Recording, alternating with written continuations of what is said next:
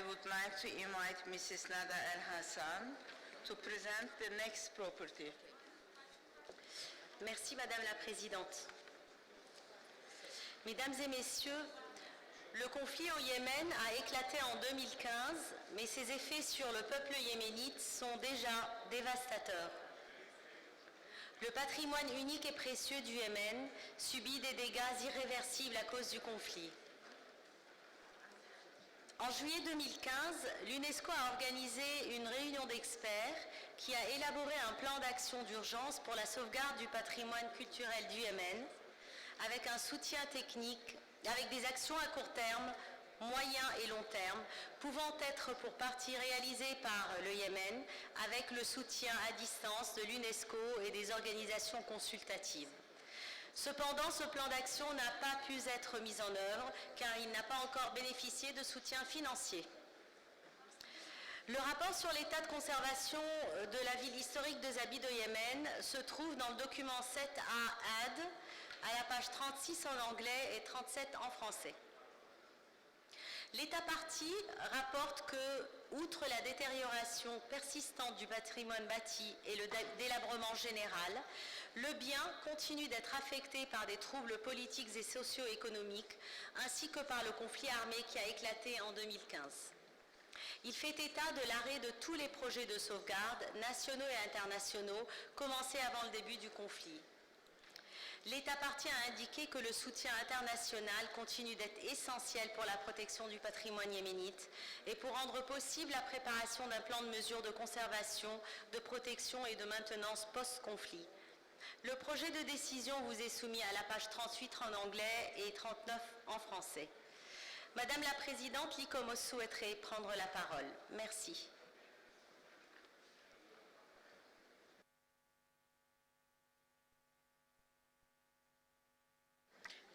Thank you very much. Moi, je voudrais prendre la parole. Yes, okay, representative of ICOMOS. Thank you, Madam Chair. ICOMOS acknowledges that Yemen continues to endure political and socio-economic disturbances and conflicts which continue to prevent effective heritage management and physical conservation works despite the continuing commitment of the Ministry of Culture and its employees. Owing to the security situation in Yemen, it has not been possible to make progress with the National Strategy for Preservation of the Historic Cities, Sites and Monuments 2016-2020, prepared by the General Organisation for the Preservation of Historic Cities in Yemen in collaboration with the German Agency for International Cooperation. The National Strategy still needs to be followed through with the proposed action plan. There is an increasingly urgent need to reverse the decline within the historic town of Zabid and to engage with local communities. Preparations for such initiatives can proceed now so that the action plan arising from the national strategy may be implemented rapidly when circumstances allow.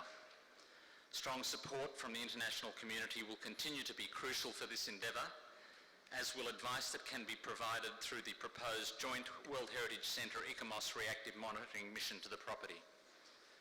Thank you, Madam Chair. Thank you very much. Now the floor is open for the committee members for their comments.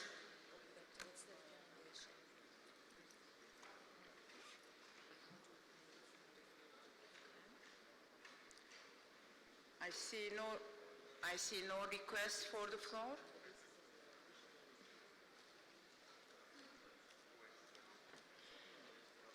Then we can move to the adoption of the draft decision 40-COM 7A.23 concerning this property.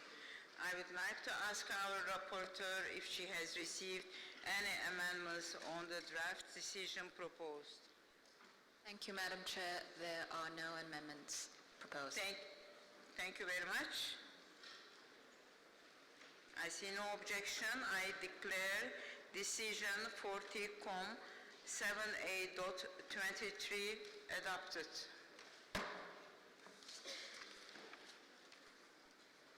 Now I would like to invite Mrs. Nada El Hassan to present the next property. You have the floor. Merci Madame la Présidente. Le rapport sur l'état de conservation de la vieille ville de Sanaa au Yémen se trouve dans le document 7 AAD à la page 39 en anglais et 40 en français. L'État partie indique que le bien demeure en proie à des désordres socio-économiques, sécuritaires et politiques, mais surtout aux conflits armés. En juin et en septembre 2015, le conflit armé a causé respectivement la destruction et des dommages sérieux aux quartiers de Marshamat al-Qasimi et al-Folihi, entraînant la destruction complète de 8 bâtiments et en affectant 100 autres à l'intérieur du bien. Les combats ont également entraîné des dégâts dus aux fortes vibrations. La destruction que vous voyez sur l'écran concerne le quartier Al-Qasimi. Malgré le manque de fonds, l'Organisation générale pour la préservation des villes historiques du Yémen, GOFSI, en coordination avec le bureau de l'UNESCO à Doha, a mené des études techniques et documenté les dommages sur le site. GOFSI a participé à des ateliers de formation conjoints de l'ICOMOS et de l'UNESCO et de l'ICROM à Amman, au Caire, à Tunis, donc pour le renforcement des capacités du personnel de cette institution. GOFSI a consulté le Centre du patrimoine mondial et l'ICOMOS au sujet de la reconstruction des bâtiments historiques détruits dans le quartier Al-Qasimi, sous la forte pression des habitants qui ont perdu leur foyer. Le Centre du patrimoine mondial et l'ICOMOS ont soutenu ces plans de reconstruction à titre exceptionnel afin de procurer un logement aux habitants. Et ils ont formulé des directives claires en termes de restauration technique, parallèlement à l'assistance technique du bureau de l'UNESCO à Doha avec l'aide de l'ICROM. Bien que GOFSI ait commencé et continue à observer ces directives, le projet de reconstruction des immeubles d'habitation détruits a dû être arrêté faute de moyens. Je vous prie de noter que cet arrêt nous fait courir le risque que la reconstruction ait lieu sans l'intervention de l'UNESCO et des organisations consultatives. Donc la décision en appelle à vous pour aider financièrement le Yémen dans leur travail. Le projet de décision vous est soumis à la page 41 en anglais et à la page 42 en français. Madame la Présidente, l'ICOMOS souhaiterait prendre la parole, s'il vous plaît. Thank you very much. I give the floor to the representative of ICOMOS. Thank you, Madam Chair. Repair and reconstruction of damaged buildings is vital to the recovery of the cultural heritage values and the socio-economic life of the old city of Sanaa, but it will require immediate and sustained support from the international community. Noting that there are immediate needs and that some reconstruction of residential buildings has commenced to provide shelter for inhabitants, ICOMOS is pleased to have provided advice on proposed urgent works. In particular, ICOMOS has highlighted the importance of sound technical design to ensure the stability of both reconstructed and adjoining buildings. Despite the imperative of supporting local communities to rebuild, it is important to avoid negative impact arising from hasty decision-making. ICOMOS therefore supports the proposed moratorium on new development or construction pending the preparation of a conservation plan for the old city of Sanaa and highlights the need for expert advice.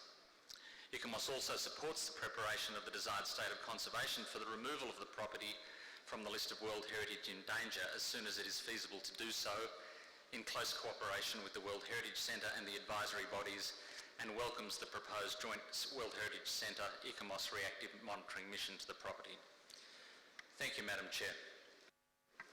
Thank you very much. I now invite the committee members to express their comments.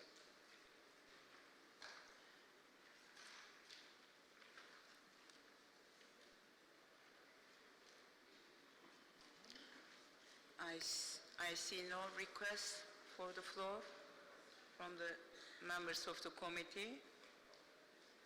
So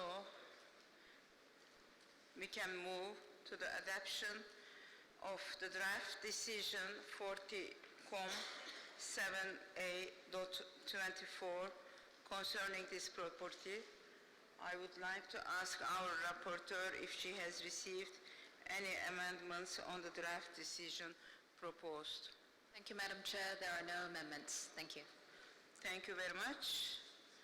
I see no objection. I declare decision 40com 7A.24 adopted.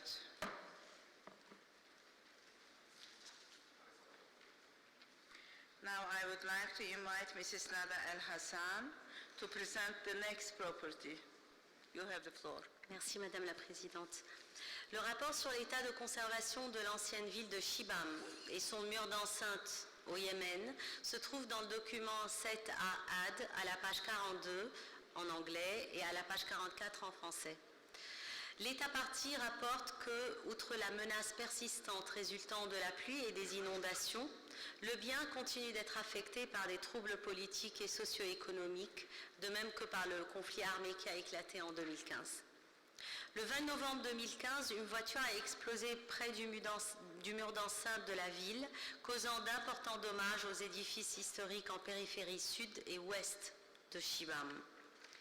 L'Organisation générale pour la préservation des villes historiques, GOVSI, signale 160 bâtiments endommagés, dont 20 ayant subi de graves dommages et 60 des dégâts moyens. Malheureusement, nous n'avons pas de photos à vous montrer de Shibam. Les efforts de GOVSI et de la population de Shibam, qui œuvrent à la protection de leur patrimoine dans des circonstances extrêmement difficiles, sont louables. Le contexte sécuritaire empêche tout financement par des donateurs ou tout soutien administratif. Cependant, les autorités locales sont démunies et elles sollicitent une aide financière d'urgence et un soutien technique à distance. Le projet de décision vous est soumis à la page 44 en anglais et 45 en français. Madame la Présidente, l'ICOMOS souhaiterait prendre la parole. Merci. Thank you very much. Representative of ICOMOS. Thank you, Madam Chair. ICOMOS acknowledges the ongoing efforts of the General Organisation for the Preservation of Historic Cities in Yemen and the support of the German Agency for International Cooperation, and again highlights the importance of strong support from the international community. It is important that the conservation and recovery processes are guided by the preparation of the desired state of conservation for removal of the property from the list of World Heritage in danger as soon as it is feasible to do so, in close cooperation with the World Heritage Centre and the advisory bodies through the proposed joint World Heritage Centre ICOMOS reactive monitoring mission to the property. Thank you, Madam Chair. Thank you very much. I now invite the committee members to express their comments, observations.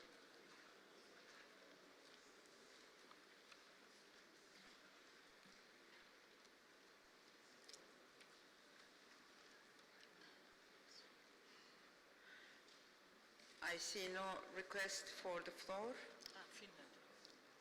Representative of Finland, you have the floor.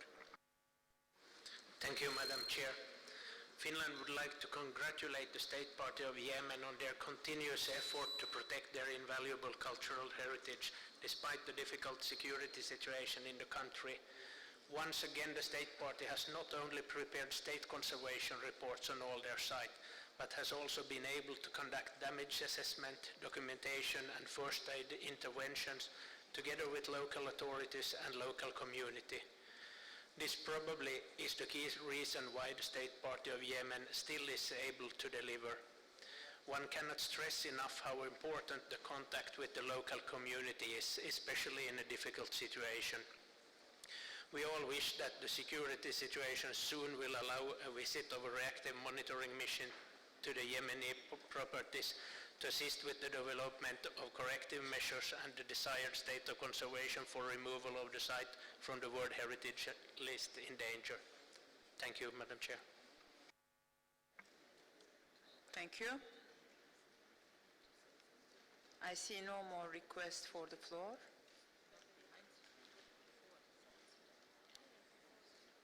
I now invite you to adopt the draft decision 40com 7A.25 concerning this property. I would like to ask Madam Rapporteur if she has received any amendments. Thank you, Madam Chair. There are no amendments. Okay. I see no objection. I declare decision 40com 7A.25 adopted. I now invite Mrs. Nada El Hassan to read the list of the cultural properties inscribed on the list of World Heritage in danger located in the Arab States region for which the reports are proposed for adoption without discussion. You have the floor. Merci, Madame. Ces biens sont, ils sont au nombre de 3, Abou Mena en Égypte, lieu de naissance de Jésus, l'église de la Nativité et la route de pèlerinage de Bethléem en Palestine, Palestine, terre d'oliviers et des vignes, paysage culturel du sud de Jérusalem, Bâtir, en Palestine également. Merci.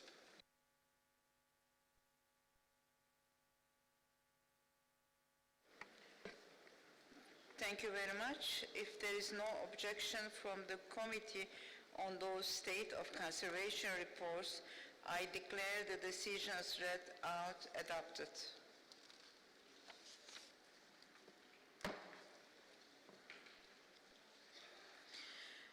I now invite Mr. Zheng, Chief of the Asia Pacific Unit of the World Heritage Center, to present the reports on the state of conservation of the cultural properties located in the Asia-Pacific region and open for discussion. You have the floor. Thank you, Madam Chairperson. Dear committee members, a very good afternoon to you all.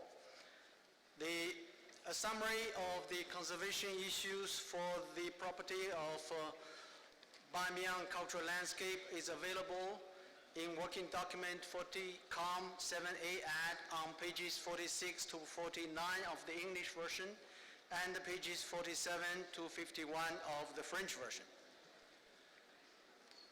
In 2015, no major conservation work has been carried out in the Buddha niches, as the approval of Phase 5 of the UNESCO Japan Founding Trust project has been delayed.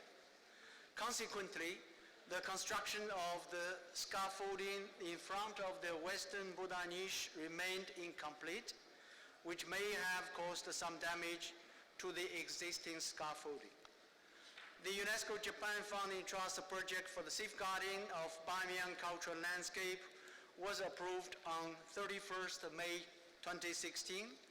The implementation of the project will allow the government of Afghanistan and UNESCO to resume conservation works in both niches and in particular to consolidate the rear wall of the Western Buddha niche, which is considered the most urgent and critical task.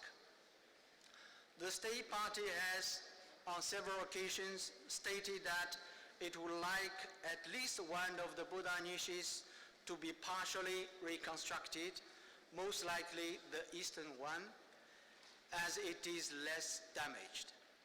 In this report, the state party explains that several different proposals for such a project have been received and that it wishes to pursue one of these options once the lower gallery of the Eastern Buddha niche is consolidated and sufficient funding is available.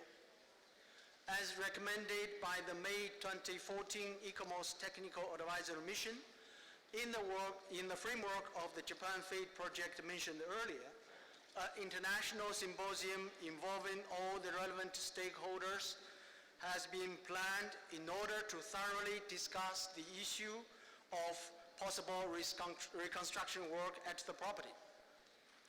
The meeting is planned to be taking place before end of this year, and will discuss, in line with the decisions taken on this issue by the committee, the feasibility of reconstruction in general, and particularly in the Eastern Buddha niche, which is much less damaged than the Western one.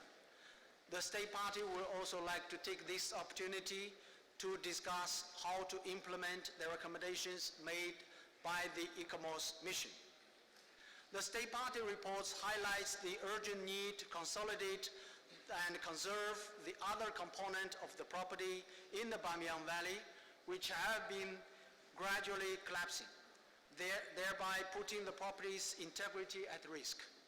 In this context, conservation works were carried out on the pre-Islamic site of Shari Gogora in 2015, thanks to the financial support from UNESCO Italy Founding Trust Corporation.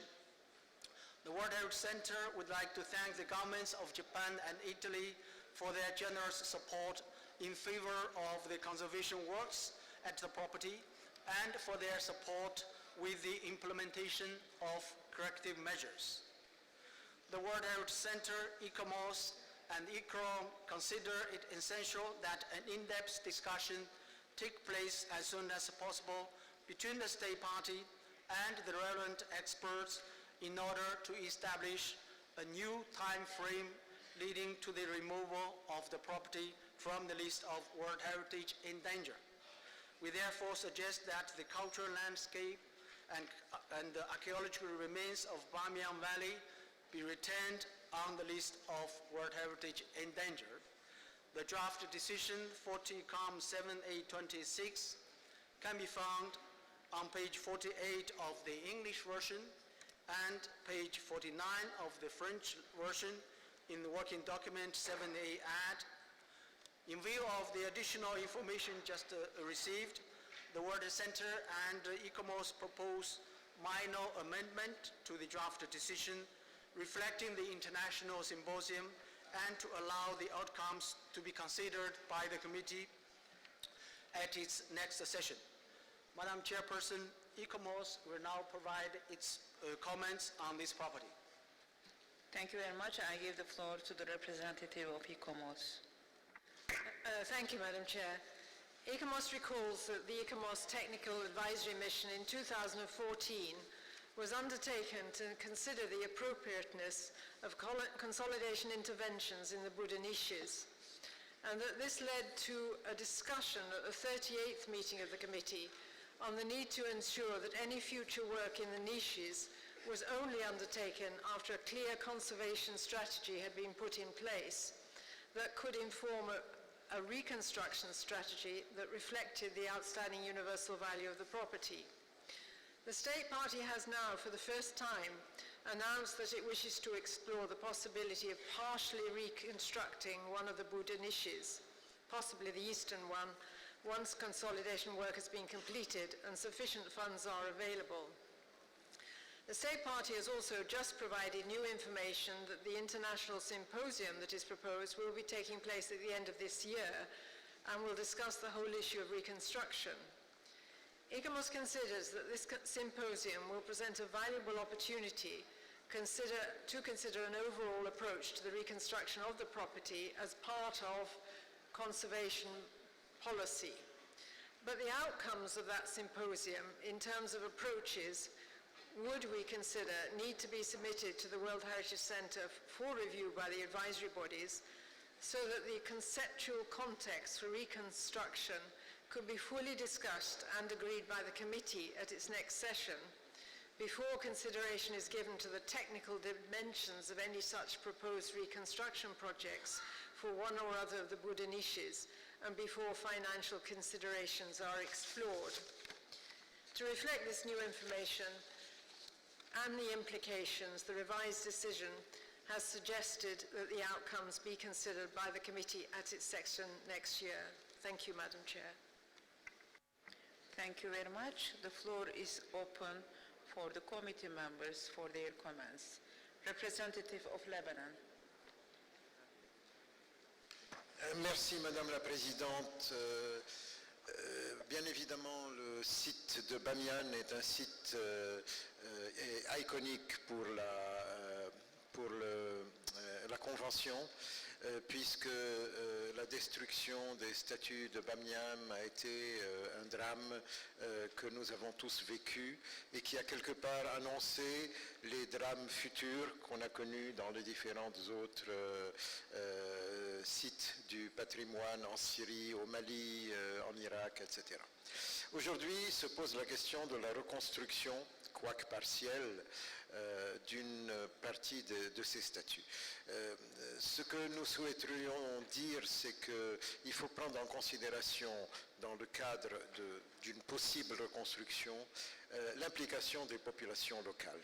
Ce serait extrêmement dommageable qu'il qu'il y ait un argent, et puisque cette reconstruction va coûter cher, qu'il y ait un argent, des sommes importantes qui soient allouées à la reconstruction des statues ou d'une partie des statues, sans que les populations locales ne soient consultées et ne soient intégrées dans ce processus. Ceci pourrait être considéré comme une sorte de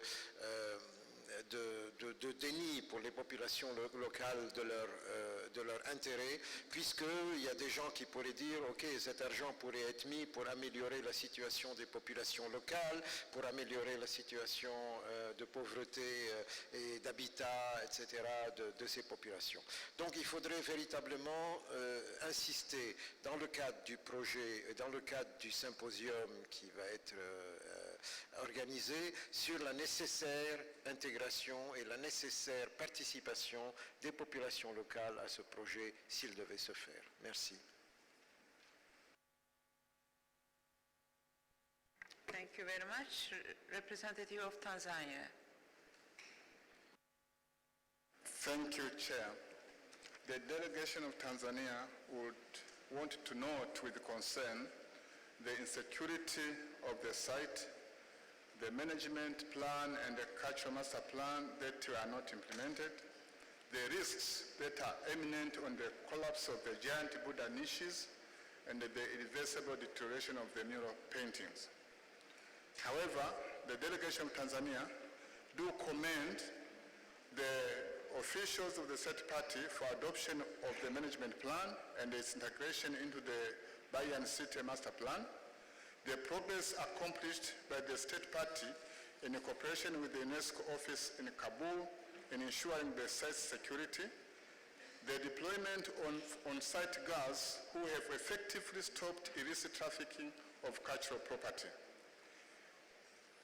Moreover, the delegation of Tanzania would want and request and call upon the advisory bodies in cooperation with the World Heritage Center and the other stakeholders to work positively on the approval of the Buddha niches. We think it's a very important decision to be made. We know it's difficult to make it, but I think we should think positively and see how best we can approve so that the work can continue. Thank you, Chair.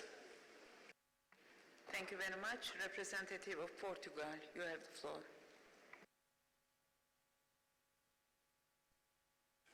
Thank you, Madam President. I'll be brief.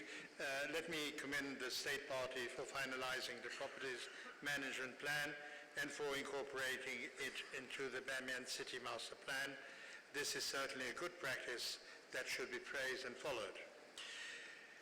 However, we agree that further information is needed regarding the measures to be implemented and its results in controlling development pressures as suggested by ICOMOS. As regards the Buddha niches, we do hope that further studies and expert advice is sought in order to design a more informed project. Indeed, the symposium, which will be taking place later in the year, is a welcome development.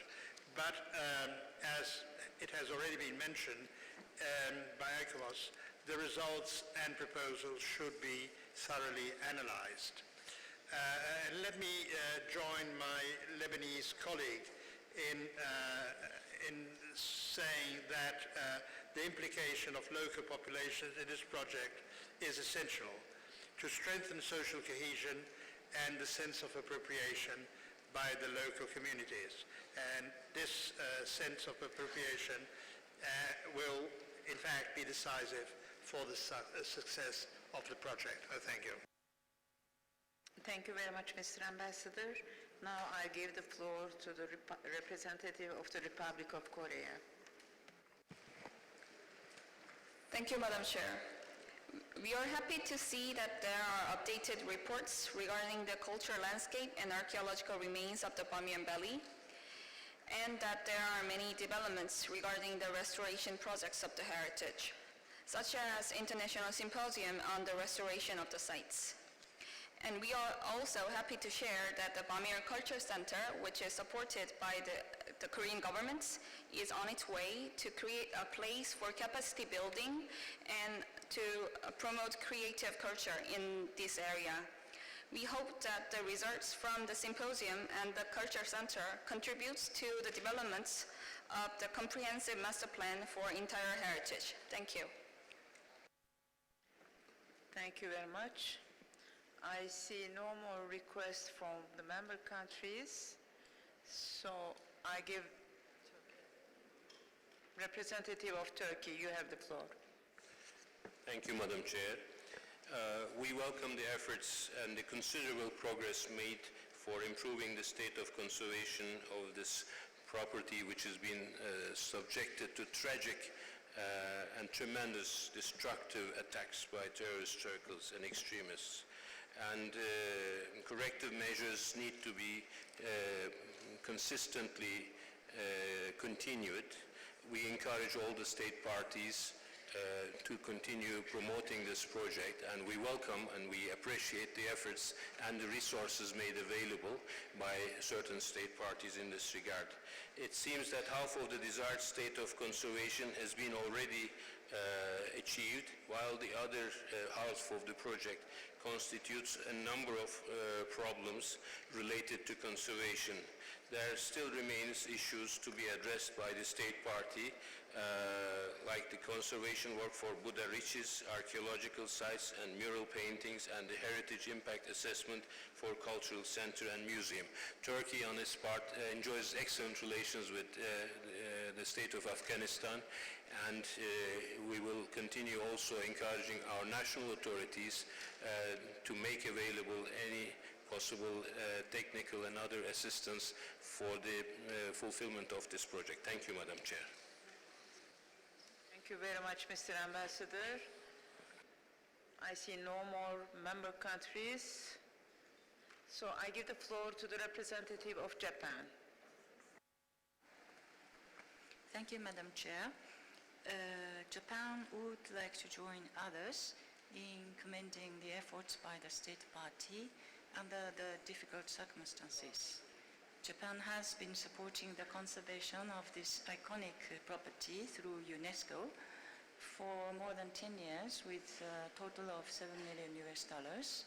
Under the current phase, this Japan UNESCO project focuses on the consolidation of the East Buddha niche, capacity building, and the convening of an international symposium to address the issue of the potential rehabilitation of the part of the former Buddha statues.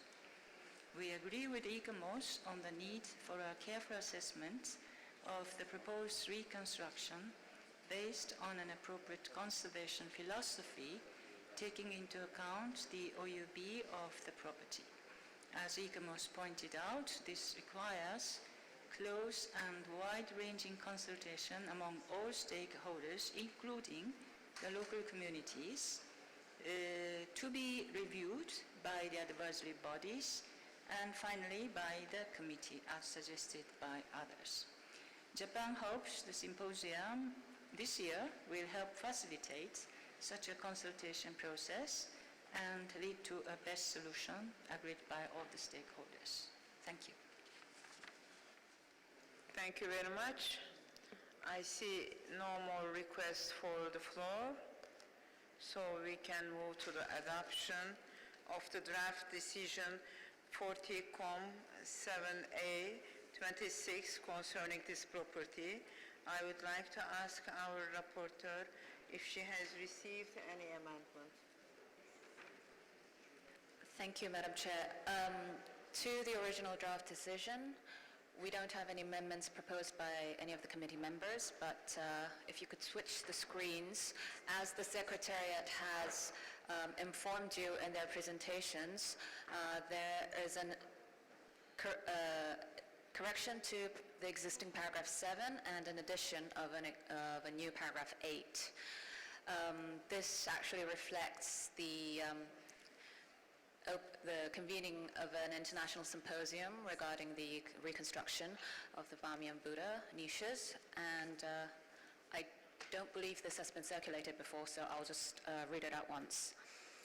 Paragraph 7 also notes the state parties wish to partially reconstruct at least one of the Buddha niches, and that in the framework of the Japan FIT project, an international symposium is to be organized at the end of the year to discuss possible reconstruction, and requests the state party to discuss the brief for this symposium with the World Heritage Center and the advisory bodies in advance of the event.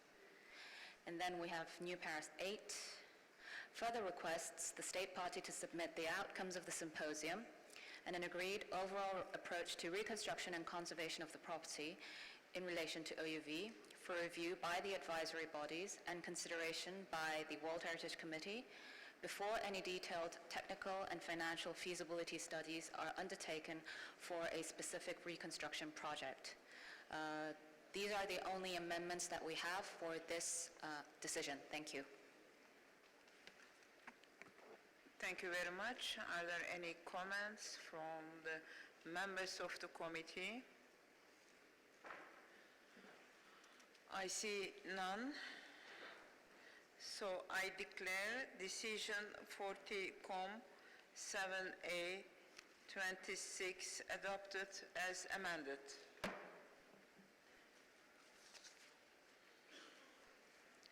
I now invite Mr. Fang Zheng to read the list of the cultural properties inscribed on the list of World Heritage in Danger located in the Asia-Pacific region, for which the reports are proposed for adoption without discussion. You have the floor. Thank you, Madam Chairperson. So there is only one property relating to the Asia-Pacific region. So the state of conservation of the World Heritage property of mineral and archaeological remains of Jam in Afghanistan will be adopted without discussion. Thank you. If there is no objection from the committee on this state of conservation report, I declare the decision read out adopted.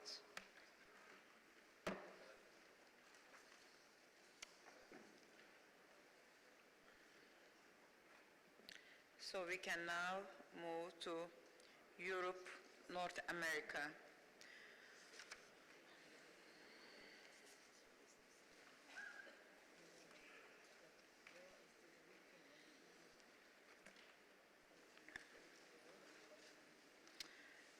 For the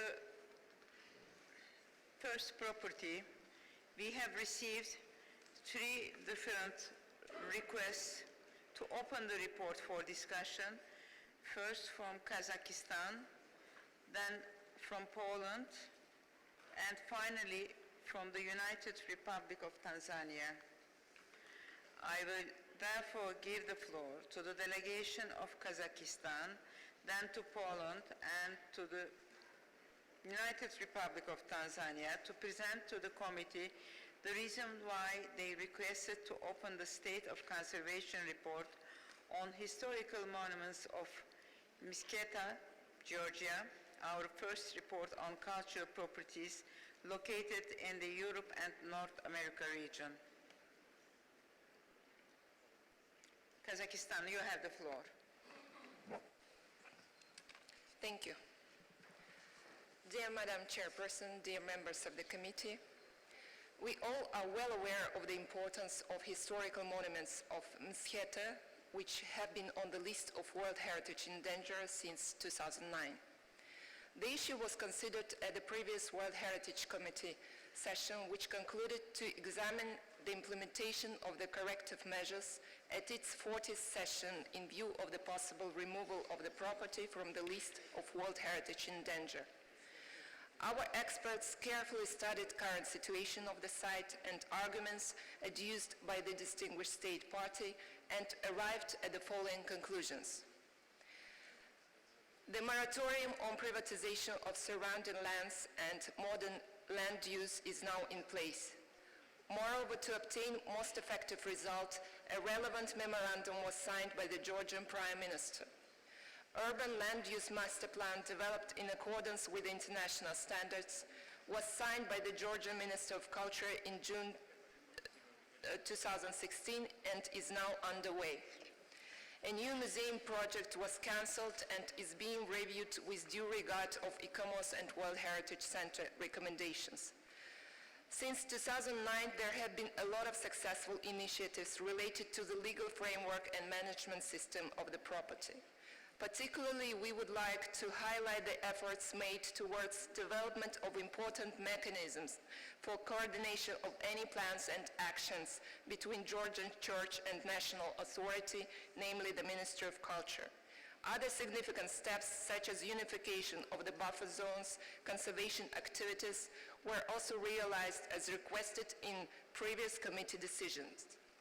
Taking into account all the above-mentioned facts that clearly show us vigorous efforts made by the state party to fully implement the recommendations of the World Heritage Center technical assistant missions and ICOMOS, Kazakhstan initiates to remove the historical monuments of Msketa from the list of World Heritage in danger. Proposed amendments to the draft decisions were duly sent to the rapporteur of the session. Thank you for your attention. Thank you very much. Now I give the floor to the representative of Poland first. Thank you, Madam Chair.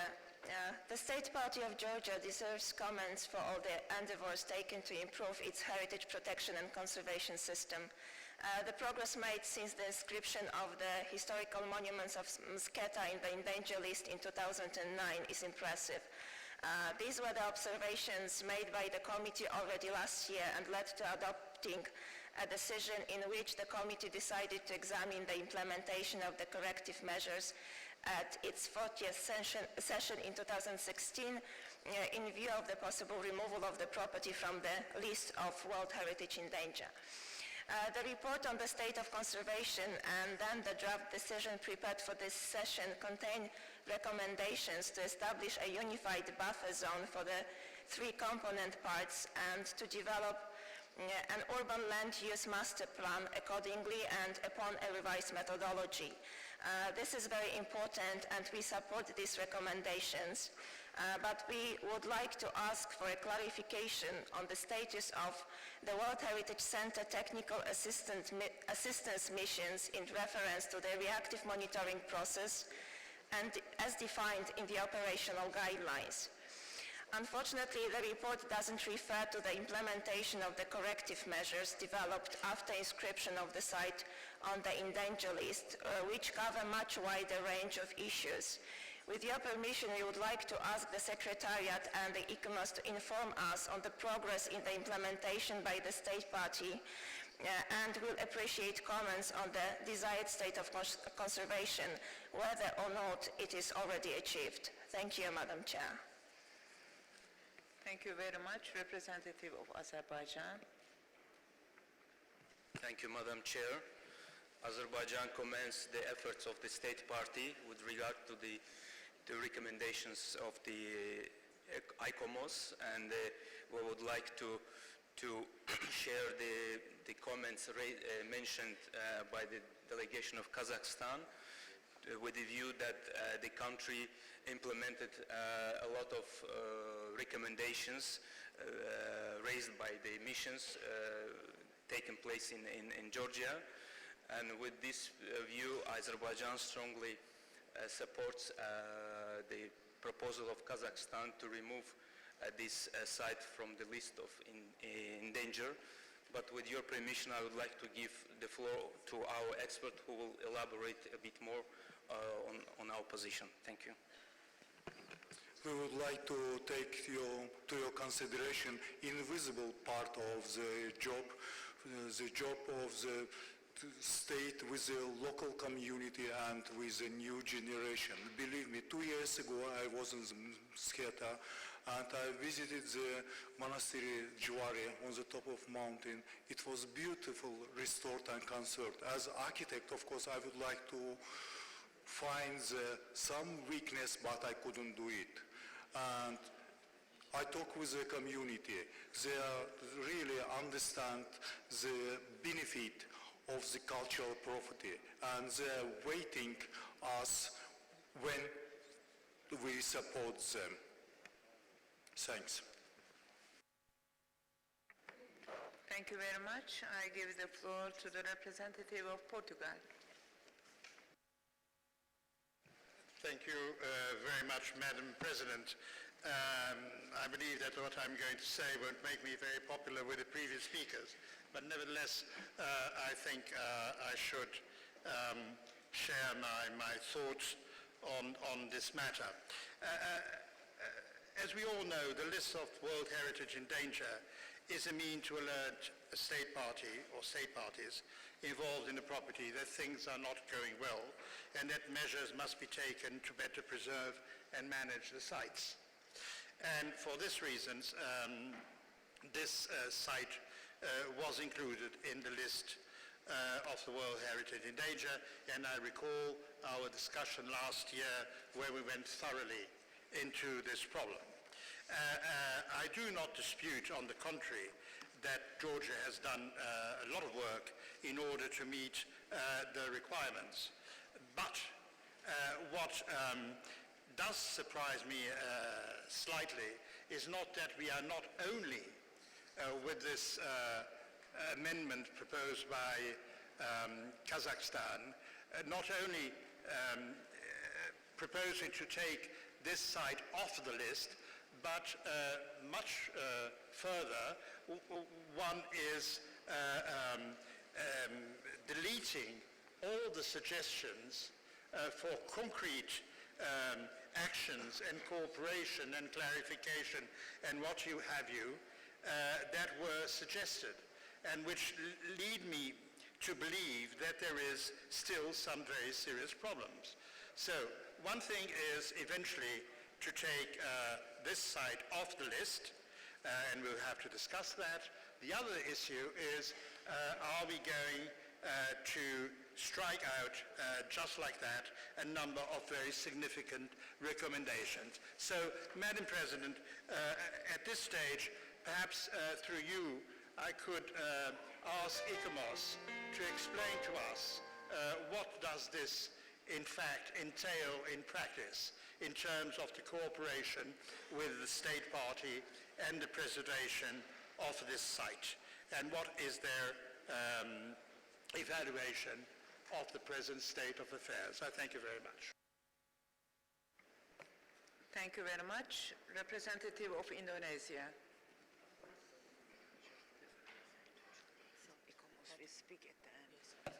Thank you, Madam Chair. We acknowledge the comprehensive report of the Secretariat and the advisory body, and we appreciate the state party for its commitment in protecting the property. Having studied the document, we recognize the activities undertaken by the state party in implementing the decision of the committee in the previous meeting. We agree with the previous speakers to support the removal of the property from the endangered list. I thank you, Madam Chair.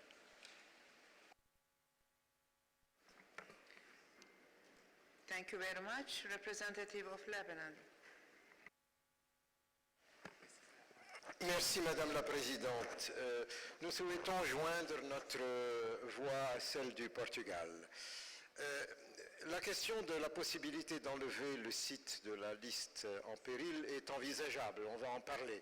Par contre, ce qui est inacceptable, et réellement inacceptable, c'est la proposition de la République du Kazakhstan qui vient d'un seul coup effacer toutes les recommandations, effacer tous les garde-fous, les safeguards qui garantissent la possibilité à l'avenir que ce site puisse être préservé dans sa valeur universelle exceptionnelle et qu'il ne retombe pas dans un an ou deux de nouveau dans la liste en danger. Bon.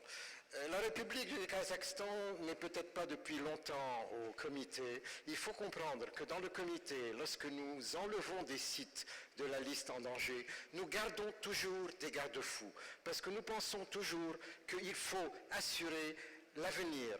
Il faut assurer l'avenir des choses et non pas d'un coup venir tout enlever.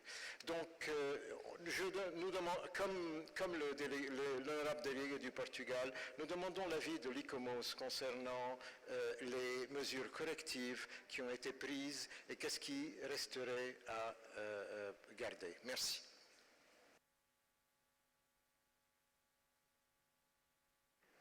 Thank you very much. Representative of Kuwait. شكرا سعادة الرئيسة.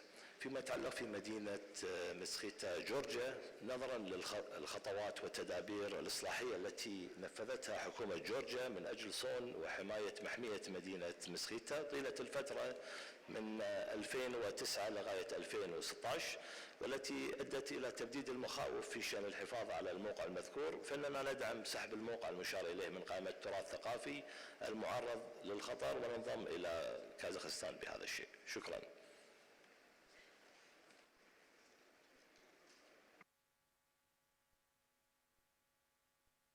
Representative of Tunisia. Merci, Madame la Présidente. Je dois commencer tout d'abord par féliciter l'État partie de tout l'effort consenti afin de répondre aux différentes recommandations donc, du comité. Et à vrai dire,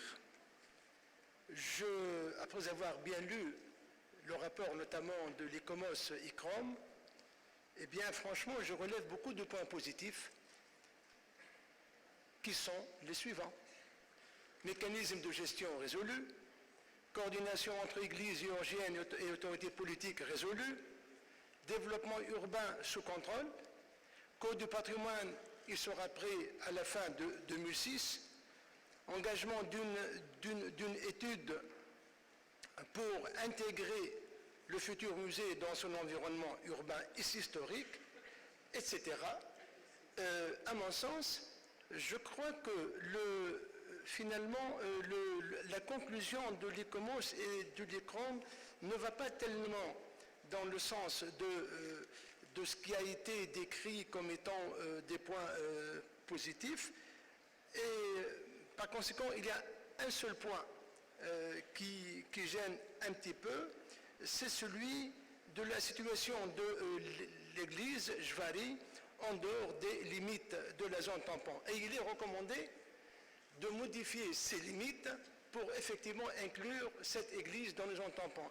À part cela, moi, personnellement, je n'ai vu que des points positifs. Par conséquent, je dois quand même encourager l'État partie par rapport à tout l'effort qui a été fait et je pense que je dois absolument me rallier aux positions d'autres délégations pour donc demander à retirer ce site de la liste du patrimoine mondial en péril. Merci. Thank you very much. Representative of Burkina Faso, you have the floor.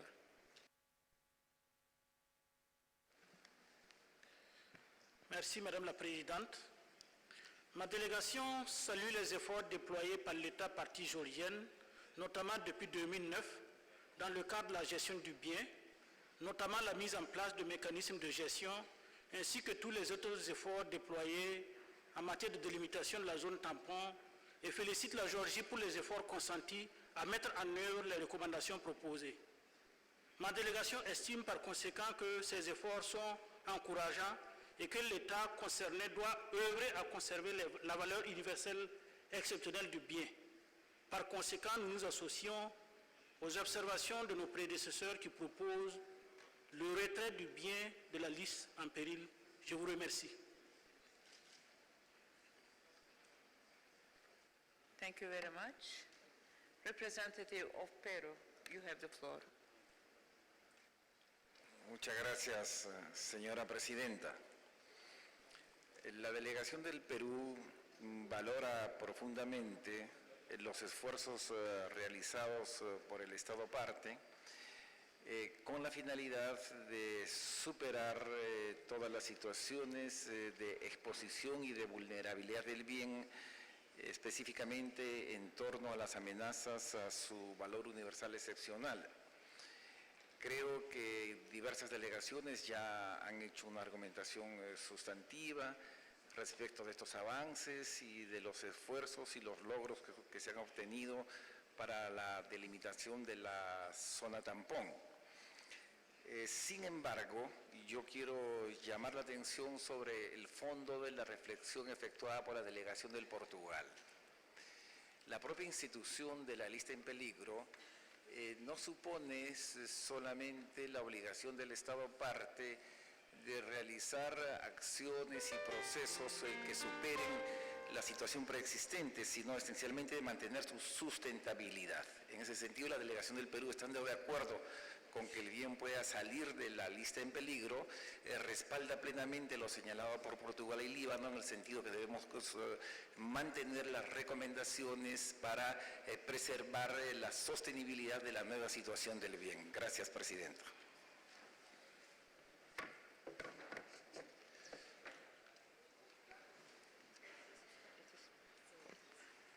Thank you very much. Representative of Republic of Korea.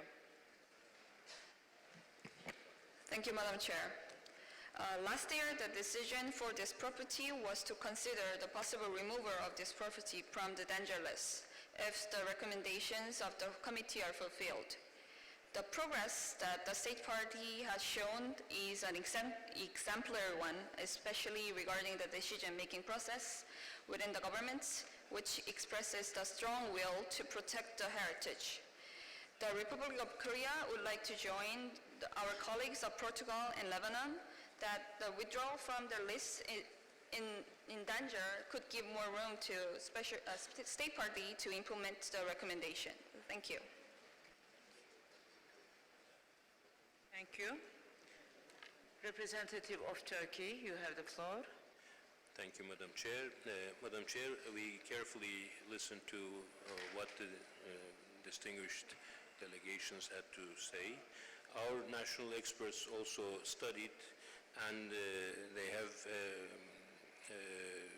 been very satisfied with the effort that has been demonstrated by the state party in fulfillment of the recommendations.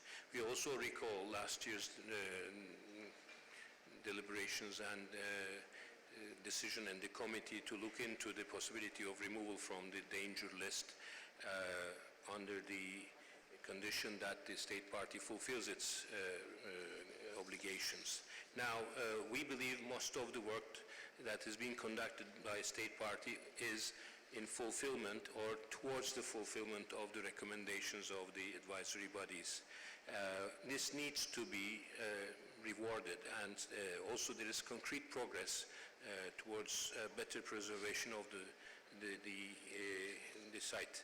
But we also carefully listened to what Portugal, Lebanon, and Peru had to say, and we would like to recommend the removal of the site historical monuments of Mitseka from the list of World Heritage in danger, and we are prepared to consider which of the recommendations need to be preserved so that the site does not remain sort of dragging on its own, that certain monitoring and certain interrelationship with the advisory bodies and with the recommendations be maintained.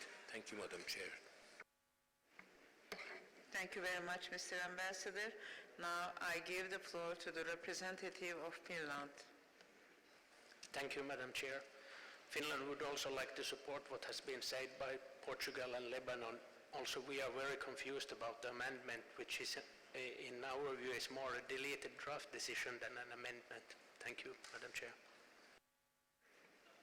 Thank you. Now I give the floor to Lebanon. Merci, Madame la Présidente. Nous souhaiterions simplement mettre quelques points de précision. Il semble que, essentiellement pour notre ami l'honorable délégué de Tunisie, qui n'a vu qu'un seul point qui restait à résoudre, qui est la question de la buffer zone.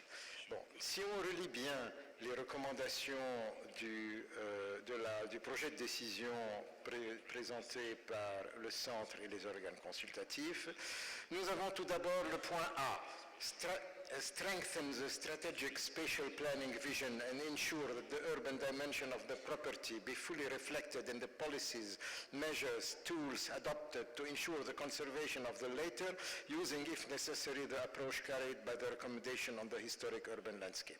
Ceci est une recommandation générale importante qu'il faut absolument garder. Et on ne peut pas dire on va la barrer, c'est impossible, je veux dire. Ensuite, address the government's issue at the local level in order to ensure adequate planning, efficient management and decision making. Vous n'allez pas me dire qu'aujourd'hui la governance issue a été réglée. L'État partie lui-même ne dit pas que ça a été réglé. Il dit que c'est une question longue et qui prend un certain temps. Bon. Ensuite, develop a stakeholder involvement strategy and methodology together with communication tools. Là aussi, l'État partie ne prétend pas qu'il a résolu ce point. Il dit que c'est un point qui est en cours, qui demande du travail, qui est long. Donc, il ne s'agit pas seulement d'un seul point. Il s'agit de plusieurs recommandations qui seules peuvent garantir d'être des garde-fous. Proper safeguards that guarantee not to see the property come back in the list in 2 or 3 or 4 years. Thank you.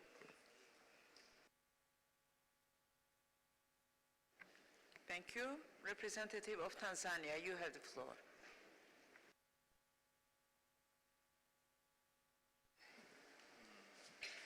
Thank you, Madam Chairperson. The United Republic of Tanzania would like to express its appreciation for a balanced and objective analysis of the state of conservation of the historical monuments of Msheta in Georgia, submitted by the World Heritage Center.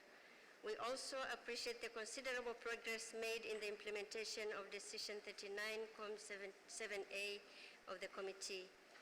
Tanzania notes that the state party has demonstrated a strong commitment to the implementation of the corrective measures and has mobilized resources to meet targets and solve fundamental challenges by the establishment of democratic participatory management practices, supporting capacity building of the local self-governments, improving the professional capacity in the field, and improving legal and institutional mechanism for the sustainable management of World Heritage Sites. These efforts have successfully raised awareness of the UNESCO World Heritage Convention among the local authorities and communities and the national stakeholders. The achievements in relation to the historical monuments of Msheta stand as models of excellence and best practice. Georgia's efforts have been praised by the World Heritage Center and advisory bodies.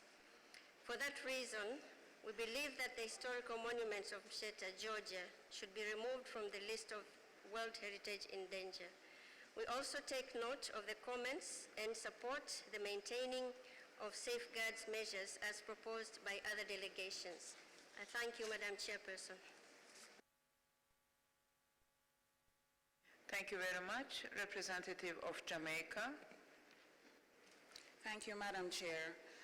Jamaica commends the State Party of Georgia on the significant work done in the preservation of the site and also on the implementation of corrective measures. These have been or seem to be very, very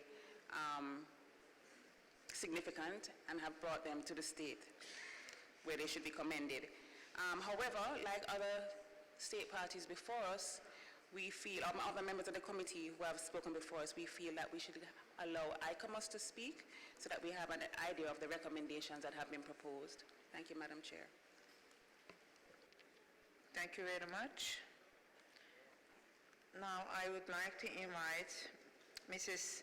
Anatole Gabriel, Chief of the Europe and North America Unit of the World Heritage Center and ICOMOS, to respond to these comments. Merci Madame la Présidente. Je vais apporter aux membres du comité quelques éléments d'information sur les nouvelles informations qui nous sont parvenues depuis la publication de l'état de conservation de ce bien. Effectivement, le 13 juin 2016, l'État partie a communiqué au Centre du patrimoine mondial des éléments relatifs à la mise en œuvre du schéma directeur d'aménagement du territoire urbain et notamment un très grand nombre de cartes. Le 28 juin 2016, le Centre du patrimoine mondial a reçu à nouveau de l'État partie des informations sur l'état de conservation de ce bien, qui inclut l'adoption au niveau national de la zone tampon unifiée incluant le paysage environnant les composantes du bien, c'est-à-dire le monastère Jvar, la cathédrale Svetisko-Veli et le monastère Samtavro. Ces éléments font partie de la mise en œuvre des mesures correctives adoptées pour le bien des monuments historiques de Mistretta. Ces informations ont été transmises à l'ICOMOS le 29 juin 2016. En ce qui concerne la question de la Pologne sur le lien entre les missions d'assistance technique qui ont eu lieu au mois de février et au mois de décembre, au mois de février 2016 et au mois de décembre 2015, et la mission de suivi réactif qui a eu lieu en novembre 2014. Les deux dernières missions d'assistance technique se sont portées sur l'élaboration du plan d'occupation des sols qui constitue une partie, la phase 1 du schéma directeur du bien, ce schéma directeur faisant bien donc partie des mesures correctives. Ces missions d'assistance technique ont aussi porté sur la préparation du nouveau projet de musée qui fait aussi partie de ce bien. Merci Madame la Présidente, je crois que beaucoup de questions ont été adressées à l'ICOMOS. Merci, je vous remercie. Thank you very much, representative of ICOMOS. Thank you, Madam Chair. First of all, may I just say something about the desired state of conservation, which is a document that was approved by the committee in collaboration with the state party. The desired state of conservation is quite short. It contains 4 elements. These 4 elements relate to the boundaries and buffer zone of the property, approving the urban master plan, including land use regulations, an approved management plan, and plans in place for the long-term conservation of monuments and archaeological sites. Now, behind these 4 elements, there are 22 detailed corrective measures which set out the preliminary arrangements that need to be put in place to achieve the 4 elements of the desired state of conservation. For instance, surveys to underpin the delineation of boundaries and zoning regulations and so on. So perhaps I could just comment briefly on the 4 elements of the desired state of conservation. First, the urban land use master plan. Although the primary goals of the plan are strongly to be supported, until the plan is finalized, and it isn't yet finalized, we do not know what specific conditions will be put in place for development within and outside the protected areas. The draft Code of Cultural Heritage, which has been mentioned, is to be finalized soon, and this will form the basis for the approval of a management plan. So there's a sort of cascade process. We still await the full set of town planning documents, including the historical cultural base plan for the town of Mosqueta, as mentioned by the state party, which is to be approved at the end of 2016. Now, in terms of the buffer zone, although we understand this has been approved by decree, its delineation has not yet been reviewed as part of a minor boundary modification in order to fully understand how the boundary that's being suggested relates to development areas, nor do we yet have details as to how the buffer zone will be protected. In terms of the conservation of monuments and archaeological sites, indeed, some excellent work has been undertaken, as has already been mentioned, but we don't yet have forward plans for conservation of all elements of the property. From all this, it will be clear that the corrective measures and the desired state of conservation both clearly emphasize the need for approved and defined boundaries for the buffer zone, the adoption of the land use plan, and neither of these are in place. Clear operating plans put in place strict limits for the development in the property and its buffer zone, and the approval of the management plan and a management system also are still awaited. ICOMOS considers that a great deal of work has been done, and we would like to emphasize that point. We're not just emphasizing the negatives. But while we understand the desire of the state party to remove the property from the list of World Heritage in danger, we cannot say that the desired state of conservation has yet been reached.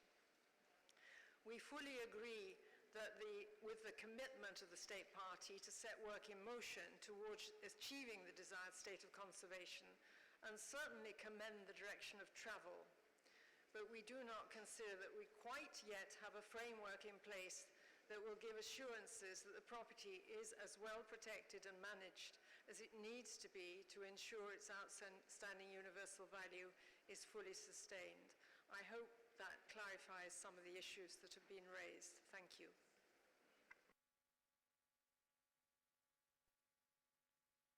Thank you very much. Representative of Portugal.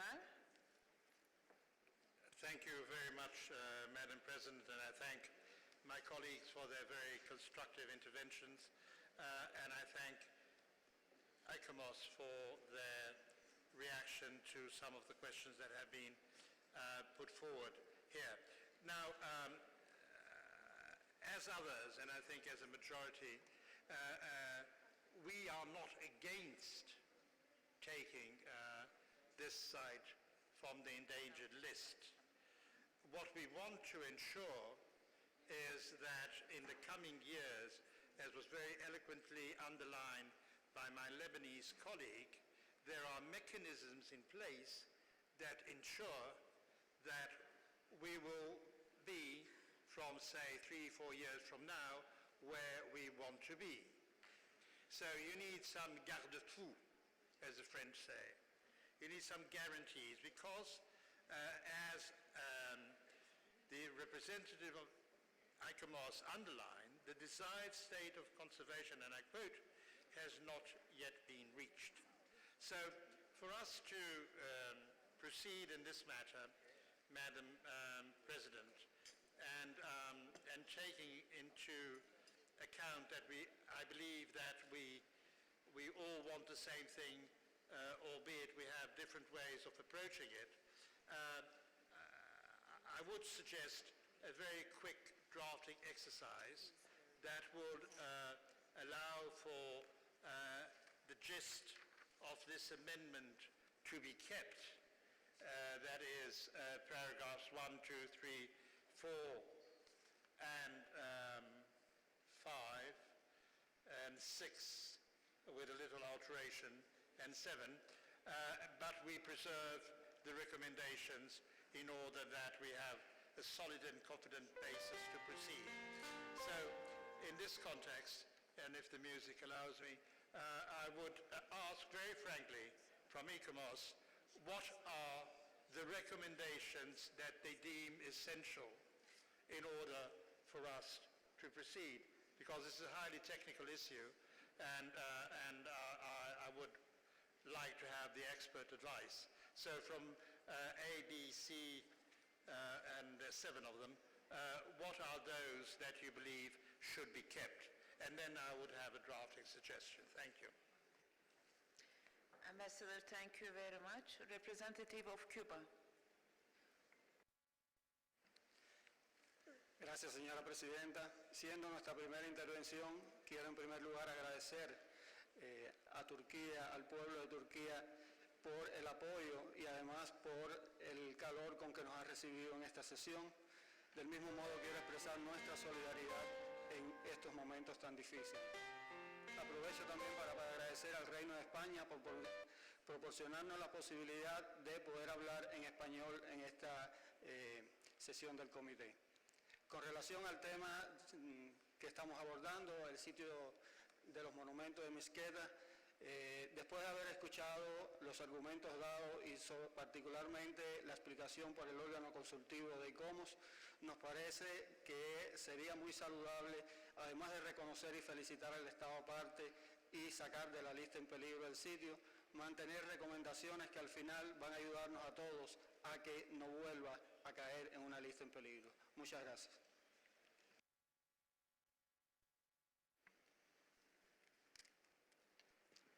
Thank you very much.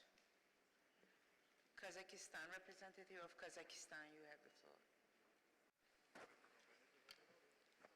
Dear Chairperson, dear members of the committee, first of all, I'd like to stress that Kazakhstan has been a member of this committee not less than any other member sitting here. Our proposal is not accidental, it is very well through, and we thank ICOMOS for their presentation, but I would like to once again to underline the activities, the recent activities implemented by the state party. These are the imposition of the moratorium on privatization of surrounding lands and modern land use, and the signature of the relevant memorandum in this regard by the Prime Minister of Georgia. Finalization and approval of the urban land use master plan. I think ICOMOS has a little bit outdated information on that. Then unification of buffer zone, and actually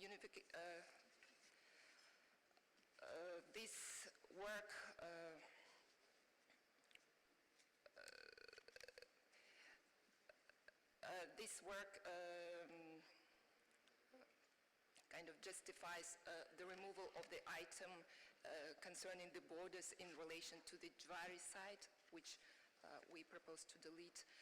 Then, as I already said, a new museum project was fully cancelled by the government of Georgia and is being reviewed with due regard of ICOMOS and World Heritage Center recommendations. That's why we propose to delete two items within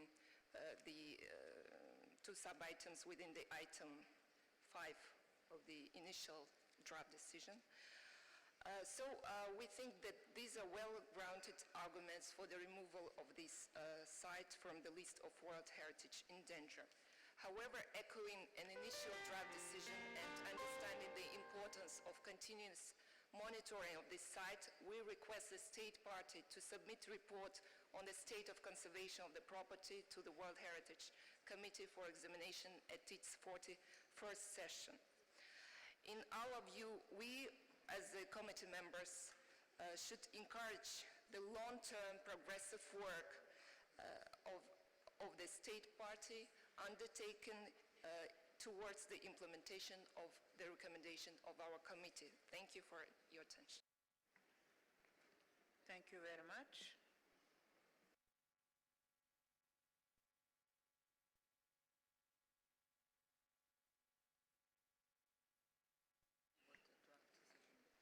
Representative of Philippines.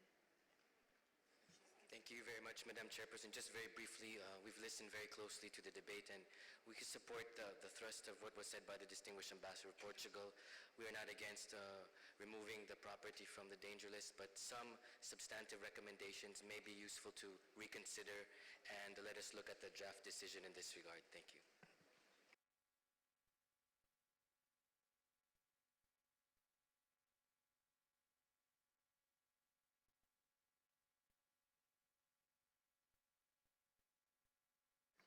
Representative of Poland. Thank you very much. After listening of the explanation by ICOMOS and also after listening to other state parties, we are in the same line as Portugal and Philippines just before us.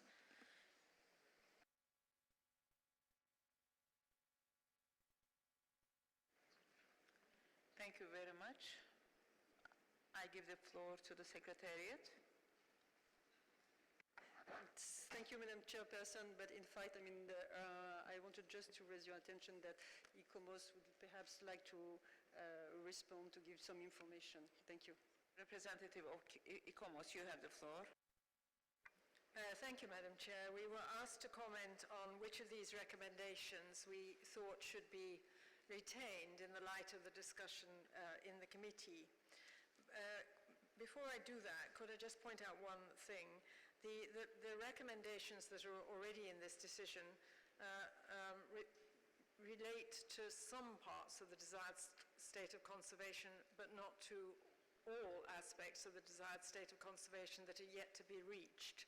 So perhaps we need to decide whether we're just keeping some of the recommendations that happen to be put in the decision this year, or we want to set out what remains to be achieved of the desired state of conservation, because I think those are two slightly different things. But just going down the list, if we look at decision 5, we suggest A, B, C, D, and E are maintained as being part of the desired state of conservation and corrective measures, that F is taken out, that's the museum project, and that G is taken out. Item 6 is kept because that's about the buffer zone. And just to go back to one point that the Honourable Delegate from Kazakhstan raised about the finalisation of the Urban Use Management Plan, as far as we are aware, the management plan has not yet been finalised or approved. If we wish to relate these points to the desired state of conservation, I suggest that the wording would need to be slightly revised, and we would also need to add on a point about the long-term conservation of the monuments and archaeological sites within the property, which is one of the 4 aspects of the desired state of conservation. So I would welcome advice from the committee as to which way we go with the drafting.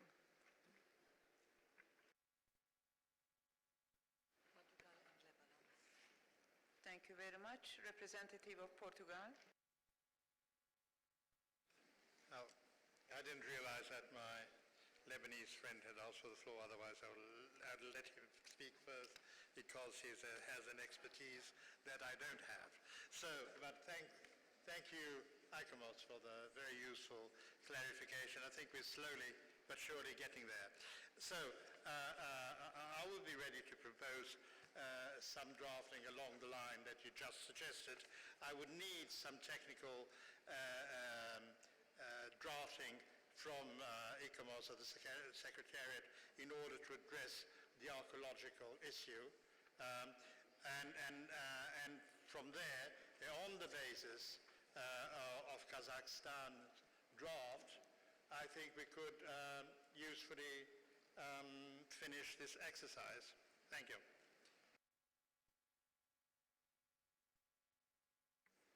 Representative of Lebanon.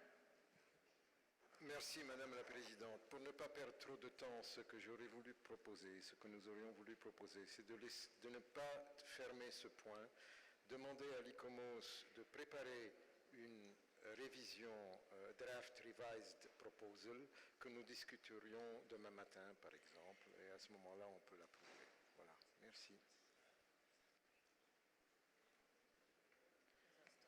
Representative of Kazakhstan. Thank you very much, Madam Chairperson. As you know, we submitted the amendment to the draft decision on this item, and we would like to support the proposal of Portugal. Just maybe we will go through the amendments we proposed and decide item by item. Thank you. Portugal. Thank you very much. I think let me take the 3 proposals together, and let me propose, Madam President, if you agree, that we convene again tomorrow morning on a redraft version based on the suggestion, the draft decision proposed by Kazakhstan, where ICOMOS will add whatever they deem appropriate, and we can have a quick go at it tomorrow morning, and then we are done, because I think we're all in agreement, essentially. Thank you very much. Thank you.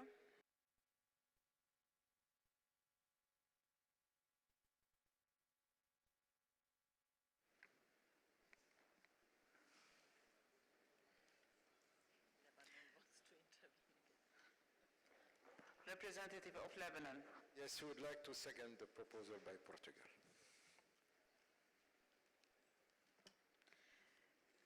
Thank you very much, dear colleagues. We had a very active discussion on this report, but I see that there is consensus on the most crucial point, which is to remove the property from the endangered list.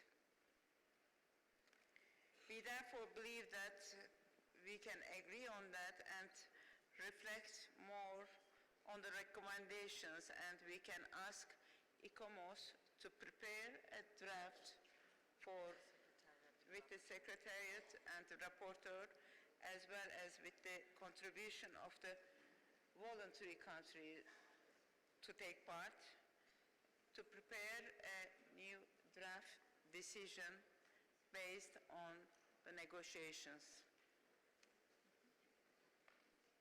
So the debate is open on this report.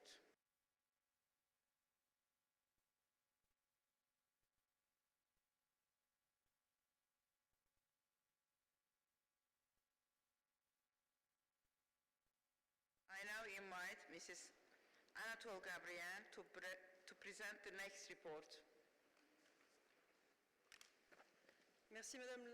Thank you, Mrs. Chairperson. The next report concerns Liverpool Maritime Mercantile City from the United Kingdom of Great Britain and Northern Ireland.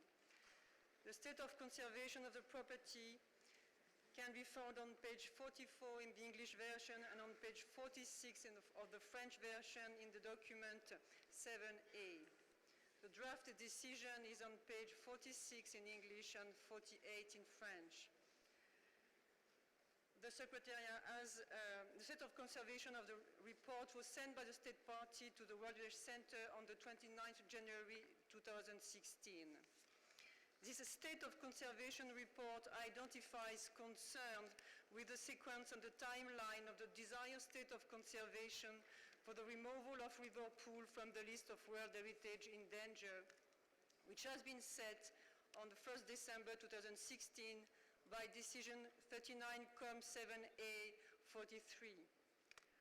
On 8 July, the World Heritage Center has received new information from the State Party in line with paragraph 172 of the operational guidelines concerning two planning proposals in the buffer zone of the property.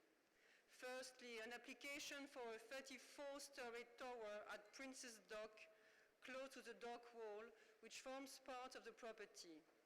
Secondly, at Skelhorn Street, an application for a student residence located in the buffer zone adjacent to Liverpool Lime Street railway station, which lies within the property.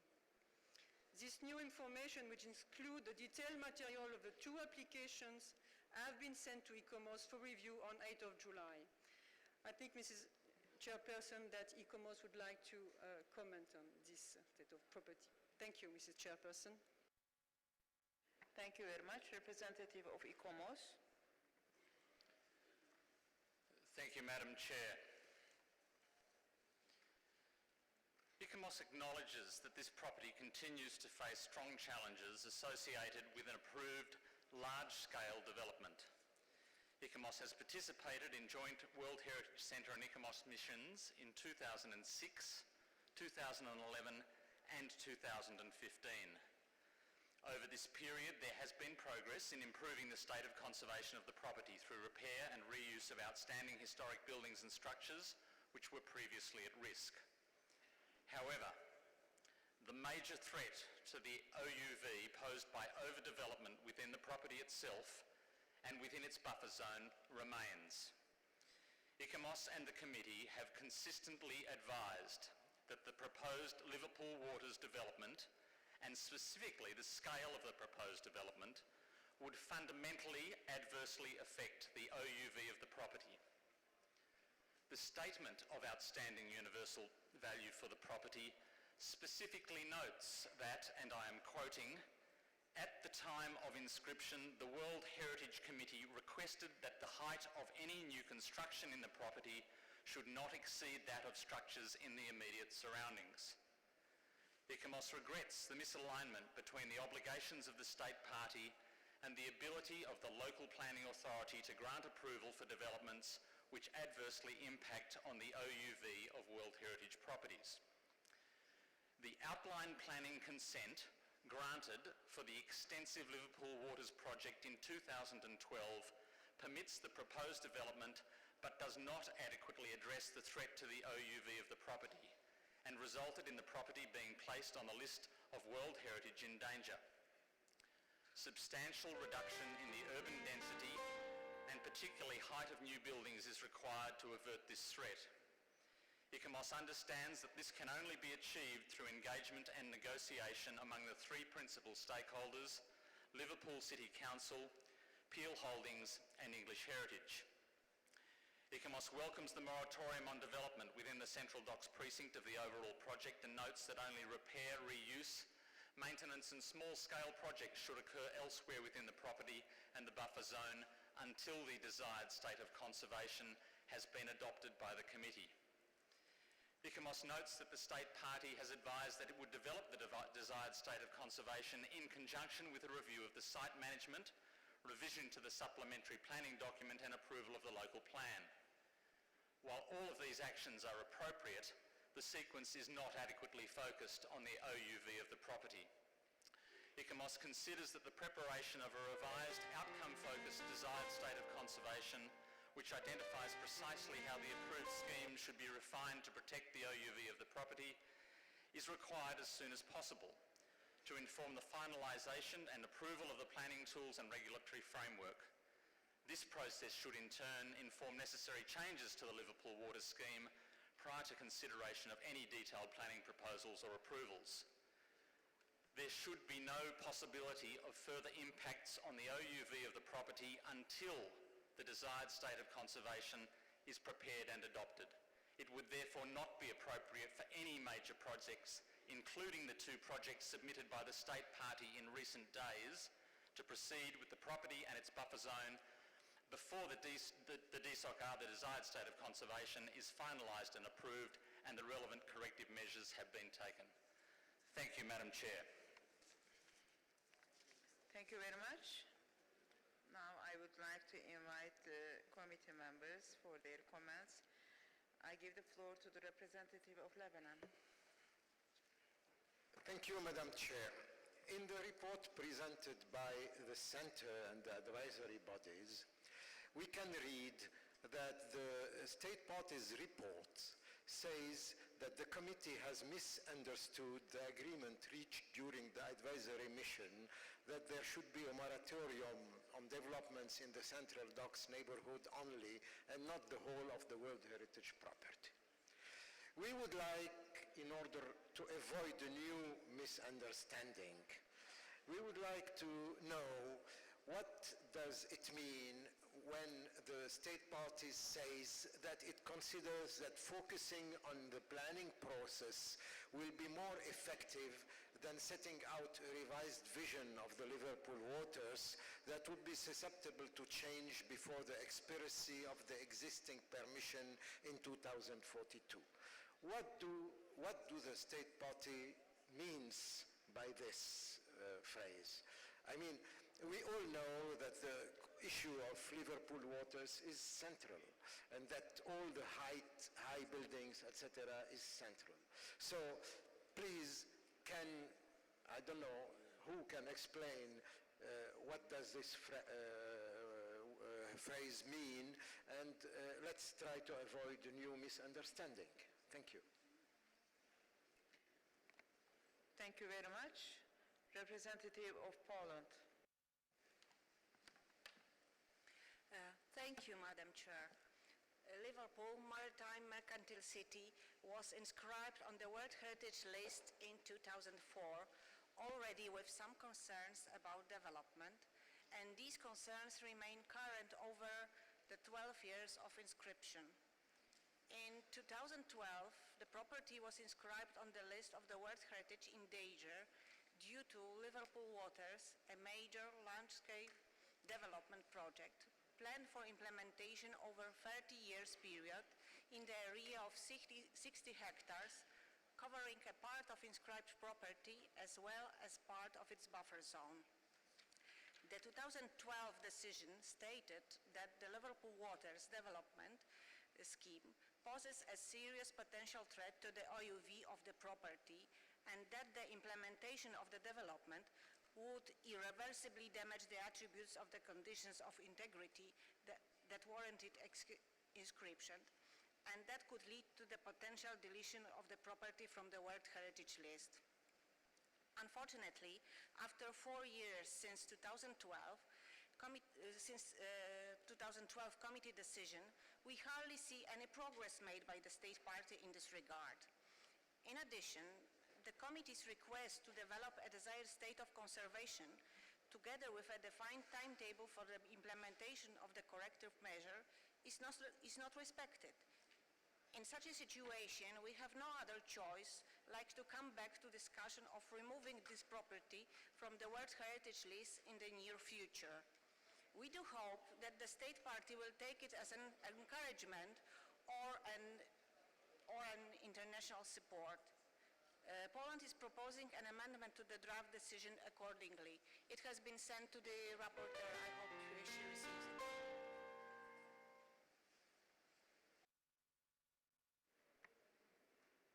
Thank you. Representative of Portugal. Thank you, Madam President. I remember that we already had a good go on this in Bonn last year, but apparently to no avail. Well, I join what has just been said by our Polish colleague and before her by our Lebanese colleague, and I'm extremely worried on the situation facing this property after hearing the Secretariat and ICOMOS. There does not seem to be a clear and serious commitment from the state party to preserve the outstanding universal value of this World Heritage property, already recognized to be in serious danger. And I'm not speaking only about the state party report and of its analysis by the World Heritage Center and advisory bodies, but also I recall an event that the developer of this site organized last April to showcase precisely the Liverpool Waters skyscraper project, which included a 34-story residential tower at Prince's Dock, which is surely beyond any misinterpretation that one might have. And we are further appalled to read in several papers news about this case, and I think that perhaps online what was said by our Lebanese colleague, perhaps it would be very useful for the state party to address these issues here and to address the issues that have been raised, namely by Lebanon, so that we could have some clarity on what the real intentions of the state party are on this matter, and taking into account that a deletion from the list is always possible. Thank you. Thank you very much, Mr. Ambassador. Representative of Turkey. Thank you, Madam Chair. The committee has been asking the state party to develop desired state of conservation since the property's first inscription in the danger list in 2012, but it seems it's still in progress. The state party proposes to develop desired state of conservation in conjunction with the review of the related plans and programs and plans to adopt it before 2018. Considering that desired state of conservation is not only a tool defining the necessary circumstances for removal from the danger list, but also a tool for the committee for facilitating its decision-making, timely submission of the final draft of this document should be an urgent and crucial task for the state party. Approval of the local plan and management plan should be defined within the corrective measures accordingly. Thank you, Madam Chair. Thank you. Representative of Peru. Muchas gracias, señora presidenta. Para reiterar lo ya expresado con mucha claridad por otras delegaciones, estamos frente a una situación donde la imposibilidad de poder tomar decisiones e impulsar procesos que permitan superar o minimizar minimizar los efectos negativos sobre el bien, lo sitúan en una perspectiva de tipo límite, ¿no?, que hace pensar a algunas delegaciones sobre la posibilidad de retirar el bien de la lista del patrimonio. Yo creo que es indispensable que el Estado parte pueda dar las explicaciones del caso y reitero que sería muy importante que se haga en el seno del comité. Muchas gracias, señora presidenta.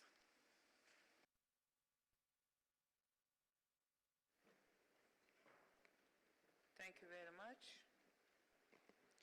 Now I give the floor to the State Party, representative of United Kingdom. Thank you, Madam Chair. The United Kingdom will respond positively to the proposed way forward and submit a desired state of conservation report by 1st of December this year for review by the Centre and advisory bodies. There may yet be a gap between the expectations of the committee and what the State Party can deliver in practice, but after a useful meeting with the Centre in Icamos yesterday evening, we will do what we can to bridge that gap and ensure that the planning tools that are in development are put in place to support the desired state of conservation report. I would remind respectfully members of the committee that in Bonn last year, the desired state of conservation report was requested by December 2016, and we now agree to that, as I have just said. I would also respectfully remind the committee that the UK did submit a desired state of conservation report in April 2014, which commented on the planning process raised by the respected delegate from Lebanon. The idea behind that is that we have a 30-year outline permission for Liverpool waters, but no part of it can proceed without agreement of detailed matters which have the potential to reduce the mass and density as requested by the committee in its draft decision. We are very disappointed that the moratorium is still being extended out from beyond the central docks area of Liverpool waters to the whole of the World Heritage Site. There is a need for Liverpool to continue with contextual, well thought out new development that respects the OUV of the property, to drive economic growth and sustain the historic buildings that are there. The detailed proposals that have been referred to, which were submitted for information last week, are accompanied by heritage impact assessments, and it is the view of Historic England, the government's advisor on the World Heritage Convention, that these demonstrate that there will be no significant adverse effect from these new developments on the OUV of the property. The majority of the UK sites, 29 World Heritage sites, are, we believe, a model of good practice, and we wish to extend this to all our properties. We therefore regret that because of the planning process in the UK, we will not be able to respond positively to the request from the committee to place a moratorium on development, because it is a legal requirement that the local authority must determine applications that are submitted to it. The committee does have our assurance, however, that we will progress the desired state of conservation with energy and enthusiasm in order to secure the removal of Liverpool from the in danger list as soon as practicable. Thank you, Madam Chair. Thank you very much. I now give the floor to the representative of ICOMOS. You have the floor. Thank you, Madam Chair. If I may, I will endeavour to answer a couple of questions that were raised by members of the committee and then pass some comments on the representations made by the distinguished delegate for the State Party. With respect to the query that was raised by Lebanon about the focus on the planning process, I think this actually goes to the heart of where this matter is at the moment. What the committee said very clearly in Bonn was that the first step was an agreed adopted desired state of conservation, by December 2016. The State Party, in its earlier representations, suggested that the desired state of conservation would need to be informed by their planning framework. And it is the view of ICOMOS that that is the wrong way around, that the desired state of conservation must be framed in terms of the retention of the outstanding universal value. And retaining outstanding universal value is the touchstone by which the planning framework and guidelines should then be developed. So that is a very fundamental thing. I must say that then that, as the Honourable Delegate from the State Party has mentioned in a meeting yesterday when this was reiterated, there was an indication that firstly the desired state of conservation report would be prepared by December 2016, as has just been said, and that they would endeavour to commence with what the requirements for retention of outstanding universal value were, and then if the planning consent that has been issued is larger than that, they at least understand the difference and can address how that might be managed. With respect to the Honourable Delegate from Portugal, ICOMOS and the advisory bodies share the concern that it is entirely inappropriate to be dealing with one-off detailed planning consents along the way, and the tower that was announced in April is in fact one of the applications that came to the centre a matter of only days ago. It is for a 34-storey tower development adjacent to Princess Dock, just in the buffer zone outside the core area of the property. It must be said that the outline planning consent actually provides for 50 storeys in this location, and some of the suggestion in the impact assessment is that 34 is therefore an improvement. This is not a view to which ICOMOS holds, that in fact the impact on the setting and values of the place is the benchmark, not whether it's less than 50 storeys. ICOMOS is very pleased about the response of the State Party and acknowledges that the arrangement between the powers of the national government and the local authority has created a problem because the planning consent is in place. This does not create any obligation for the World Heritage Committee to solve that problem. So it would be entirely inappropriate to have any of the detailed planning consents for large buildings, and we are talking buildings of a 30 stories plus size, or one building of a 30-storey plus size. It would be entirely inappropriate for such developments to be considered until the guidelines and rules are in place after the desired state of conservation has been prepared and agreed. I think I must finally say that while I acknowledge, and ICOMOS acknowledges, that there is at a local level a legal requirement to address those proposals, there are other ways than the pure legalistic way. In ICOMOS's opening remarks, mention was made of the need for discussions between the State Party government, represented by English Heritage, the Liverpool City Council and the developer Peel Holdings. It is open to Peel Holdings to place those applications on hold until this due process is complete, the desired state of conservation is adopted, and then it will be clear to Peel Holdings and to the State Party what is required to solve this problem, and they can choose to solve the problem or they can choose not to. And that is indeed the appropriate process. Thank you, Madam Chair. Thank you very much for your explanation.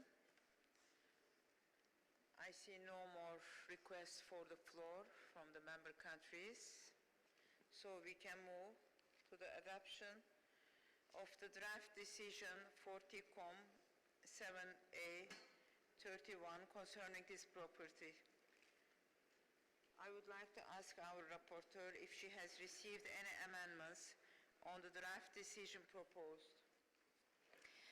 Thank you, Madam Chair. As the distinguished delegate from Poland has indicated, we have received an amendment from Poland, and you can see the amendments now up on the screens.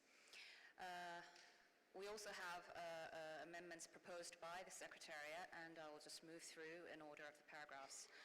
Paragraph 2, a recalling decision 39.7a.43, and additions of other previous decisions, as well as decisions 36.7b.93 St. Petersburg, 37.7a.35, and 38.7a.19.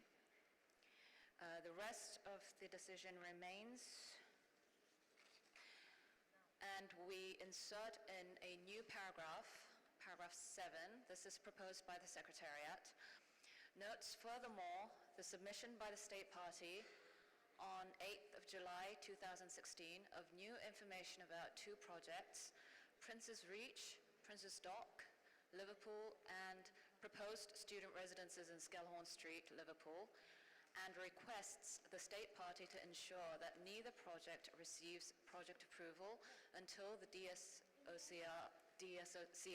has been finalized and adopted. We move down to paragraph 11. This is a amendment proposed by Poland again, and decides to retain Liverpool Maritime Mercantile City on the list of World Heritage in danger, with the possibility of deletion of the property from the World Heritage list in the absence of timely implementation of the above recommendations. This is all the amendments proposed. Thank you. Thank you very much, Mrs. Joe. Is there any comments or objections to the draft decision as amended?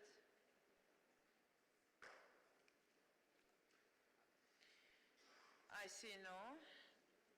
I declare decision 40.7a 31 adopted as amended.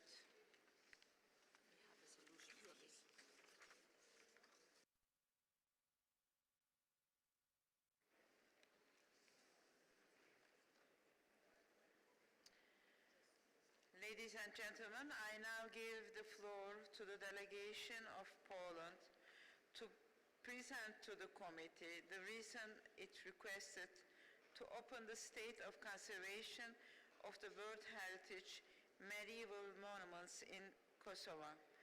Excellency, you have the floor. Thank you, Madam Chair. I would like to ask to open the debate on medieval monuments in Kosovo, and at the same time to adjourn the debate on this agenda item until the next ordinary session. We think the time is not ripe to discuss the issue. We need more time to consider the issue. Thank you.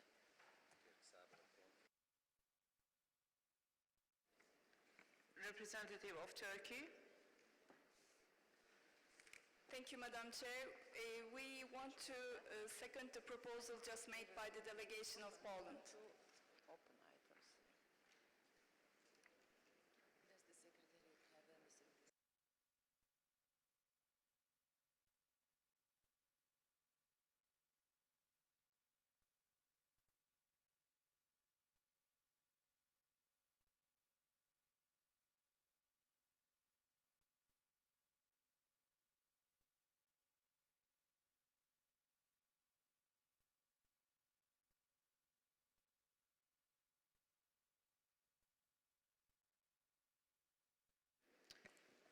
Yes, I give the floor to our rapporteur, Mrs. Jo.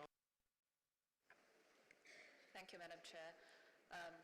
In respect of what the distinguished delegate of Poland has just proposed, we have now up on the screen, should appear, the new proposed decision for this agenda item of the medieval monuments in Kosovo, which reads, the World Heritage Committee decides to adjourn the debate on this agenda item until its next ordinary session. Thank you.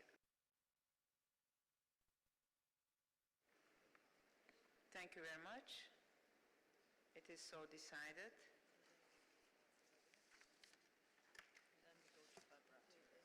She gives the floor just to read. Then you can now read this. You can invite her to read.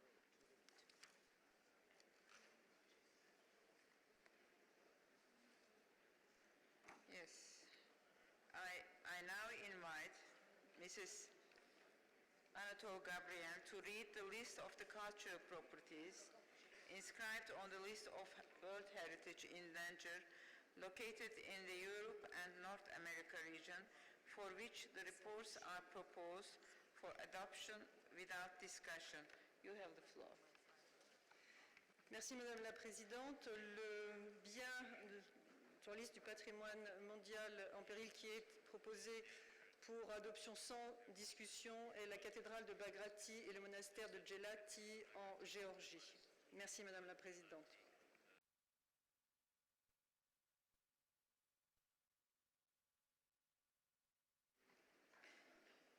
Thank you. If there is no objection from the committee on the state of conservation report, I declare the decision read out adopted.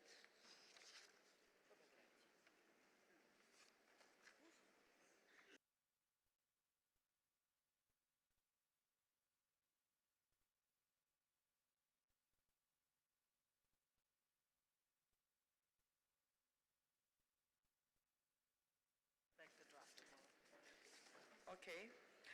Now we can move to the Latin America and the Caribbean region. No natural properties inscribed on the list of World Heritage in danger and located in the Latin America and the Caribbean region is proposed for discussion this year. I will therefore invite Mrs. Petya Tacharova, Chief of the Policy and Statutory Meetings Unit of the World Heritage Center, to read the list of the properties for which the reports are proposed for adoption without discussion. You have the floor.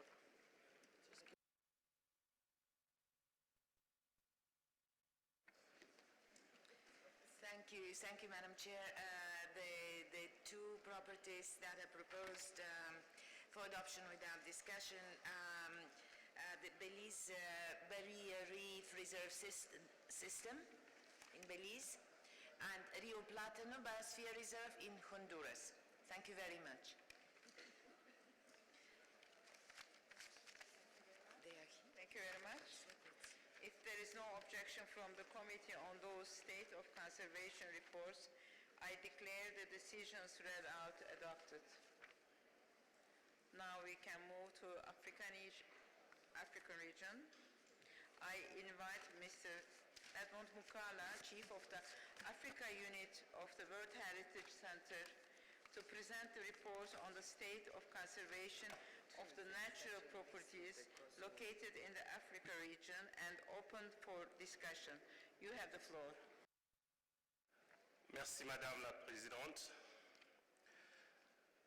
Les rapports sur l'état de conservation de la réserve naturelle intégrale du mont Nimba ont été soumis respectivement le 9 février pour la Côte d'Ivoire et le 20 mars pour la Guinée.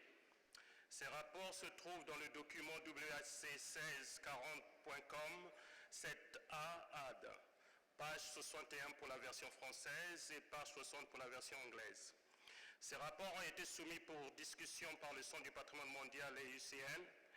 La préoccupation sur ce site porte sur le fait qu'aucune information n'est apportée concernant le statut des projets miniers de West Africa Exploration et de la Société des mines de fer de Guinée, SMFG, ni des évaluations d'impact environnemental.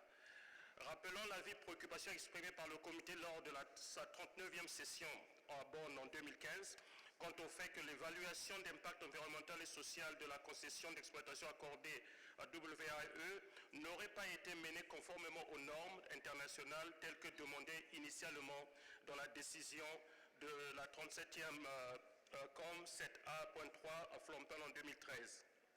Or, le Centre du patrimoine mondial prend note aussi du fait que la mise en œuvre des mesures correctives a continué d'être affectée par la crise sanitaire due à l'épidémie d'Ebola et estime néanmoins que la normalisation de la situation sanitaire dans la région devrait permettre aux États parties de reprendre leurs efforts à mettre en œuvre les mesures correctives. Donc, le projet de décision 40-7A36 se trouve sur les pages 63 pour la version française et page 62 pour la version anglaise. Donc, si vous permettez, Madame la Présidente, passer la parole à l'organisation consultative haïtienne. Merci. Thank you very much. You have the floor.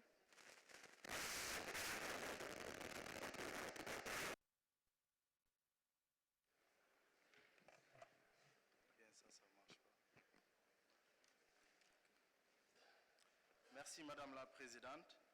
L'UCN note que d'importantes menaces sur l'intégrité du bien n'ont pas été abordées dans les rapports d'état de conservation des États parties. Il s'agit notamment de l'avancée du front agricole et l'exploitation forestière en Côte d'Ivoire et du statut actuel des projets miniers en Guinée. En ce qui concerne la composante ivoirienne, l'inquiétude liée au manque d'informations sur les pressions anthropiques serait renforcée par un projet de décret relatif à la redéfinition des limites qui ne serait pas en phase avec la recommandation de la mission de suivi réactif de 2013. Ainsi, plus d'informations sur ce décret sont nécessaires afin de confirmer que les limites ne sont pas redéfinies en vue d'exclure les zones dégradées. En ce qui concerne la composante guinéenne, il est recommandé que le comité réitère ses demandes à l'État partie d'assurer que l'étude d'impact environnemental et social de la société d'exploitation accordée à West Africa Exploration soit menée conformément aux normes internationales ainsi que d'élaborer une étude stratégique environnementale de tous les projets miniers en cours de développement ou prévus autour du bien et de réviser les limites permis d'exploitation accordées à la société Sama Ressources afin de garantir l'absence de chevauchement avec le bien. Finalement, Madame la Présidente, il est recommandé que le comité réitère sa demande aux deux États parties de s'associer au PNUD et au Fonds pour l'environnement mondial pour élaborer la deuxième phase du projet NIMBA qui concernerait les deux composantes du bien afin de promouvoir la mise en œuvre des mesures correctives de façon transfrontalière. Il est recommandé que le bien soit maintenu sur la liste du patrimoine mondial en péril. Je vous remercie, Madame la Présidente. Thank you very much. The floor is open for the comments of the member countries.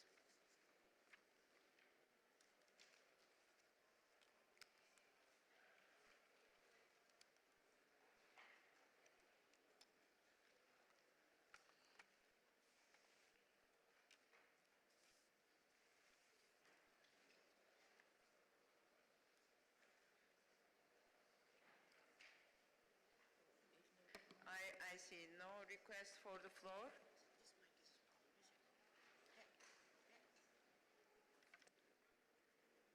Turkey. Representative of Turkey, you have the floor. Thank you, Madam Chair. This property has been inscribed in 1981 and it's in the danger list since 1992, over 20 years. And the factors affecting the property's outstanding universal values haven't changed so much. You know, mining was the important issues and still there. But we like to commend the efforts made by the state party, especially participatory management practices have been done by cooperation, UNDP and GF funding, and now it's in the second phase. Unfortunately, the state report from the Guinea side hasn't been reached to the center or IUCN, so we think the requested draft decision seem to be appropriate, especially if this draft decision will help to continuation of the state property to be conserved and maintained, not to get worsened. So we strongly support this statement, but this should be a favorable message to the state party, not to discourage them. Thank you. Thank you very much. I see no more requests for the floor. We can now move to the adoption of the draft decision 40-com 7A36 concerning this property. I would like to invite our rapporteur if she has any amendments, if she has received any amendments on the draft decision proposed. Thank you, Madam Chair. There are no amendments for this one. I see no objection. I declare decision 40-com 7A36 adopted.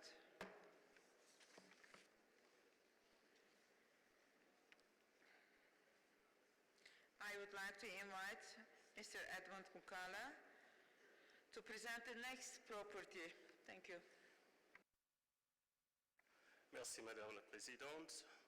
Le rapport sur l'état de conservation du parc national de Kahuzi-Biega a été soumis par l'État partie le 5 février 2016. Ce rapport se trouve dans le document WAC 1640-com 7A, page 57 pour la version française et page 55 pour la version anglaise. Ce rapport a été soumis pour discussion par le Centre du patrimoine mondial et l'UICN.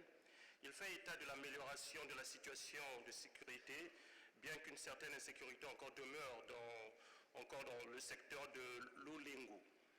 La préoccupation sur ce site porte sur le fait que la population de gorilles de growers a enregistré un déclin estimé de 77% sur son aire de répartition et de 87% dans les secteurs de basse altitude du bien, le mettant désormais en danger critique et souligne l'importance cruciale d'accroître les efforts pour protéger le gorille de grower au sein du bien afin de garantir sa survie.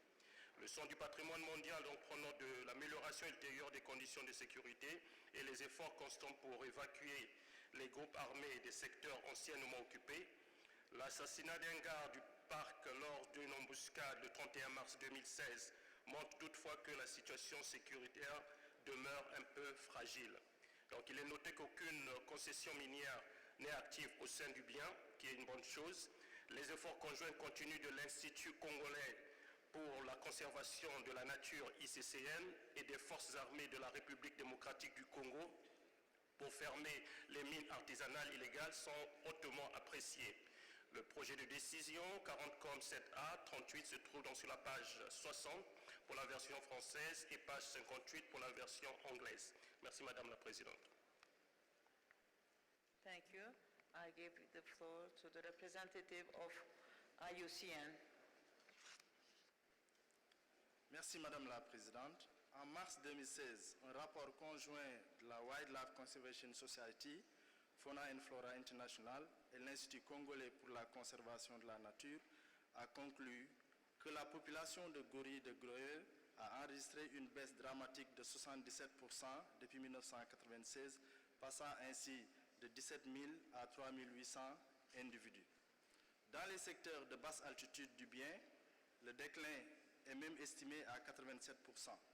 Le rapport note qu'une action urgente est nécessaire afin d'éviter les risques que le gorille de Greuel ne disparaisse dans une grande partie de son aire de répartition.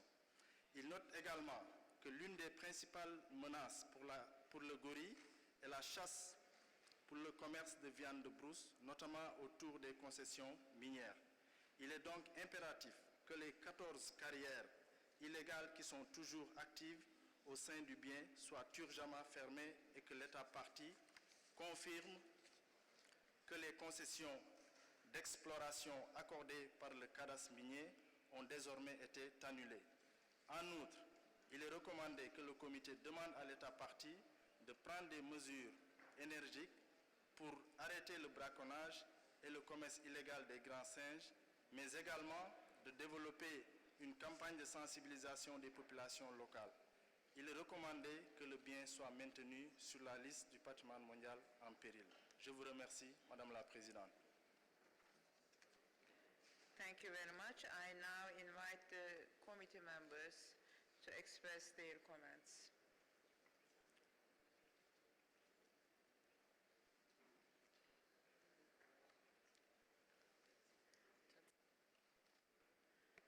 Representative of Tanzania. Thank you, Chair. We'd like to commend the report and the details that are availed to us. However, we note that most of the details in the report, and especially on the problems that affect these sites, Congo, for example, are overridden by issues of insecurity. So would like to suggest to the Secretariat to see to it that the security issues are really the main concern here. When we propose that state parties should take care of poaching, for example, when these sites are, are confronted by major insecurity, it's a bit difficult to reconcile these two ideas. So, and this goes to all sites that have been inscribed on danger for many, many years because of, civilian unrests. This is our comment. Thank you. Thank you very much.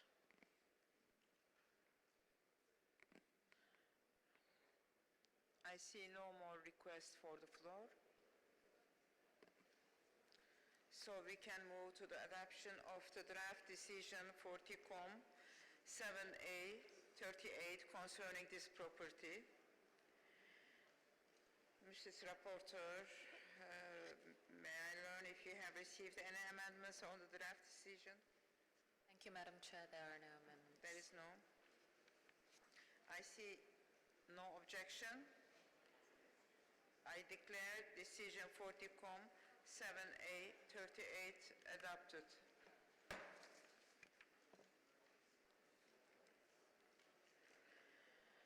Mr. Mukala, you have the floor for the next property. Merci Madame la Présidente. Le rapport sur l'état de conservation du parc national de Salonga a été soumis aussi par l'État partie le 5 février 2016. Ce rapport se trouve dans le document WAC 1640-7A, page 65 pour la version française et page 62 pour la version anglaise. Ce rapport a été soumis pour discussion par le Centre du patrimoine mondial et l'UICN.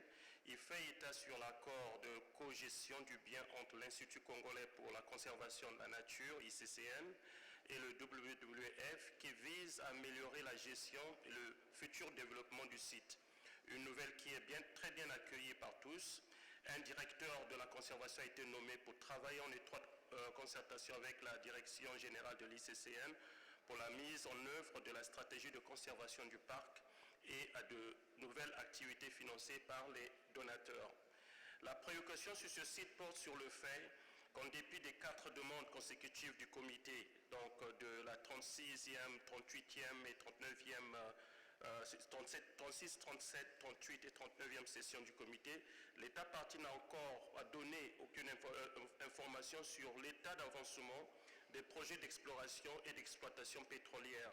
Et il convient donc de considérer comme un besoin urgent le fait de recevoir des éclaircissements sur l'état actuel. Il est aussi noté que l'inventaire des espèces emblématiques a commencé et aujourd'hui en cours dans 2 des secteurs. Mais seuls les premiers résultats de l'estimation de la population de bonobos ont été publiés. Il est donc aussi recommandé que le comité demande à l'État partie de présenter les résultats des inventaires complets de toutes les espèces emblématiques dès qu'ils seront disponibles. Le projet de décision 40-7A-40 se trouve sur la page 67 pour la version française et la page 64 pour la version anglaise. Merci Madame la Présidente.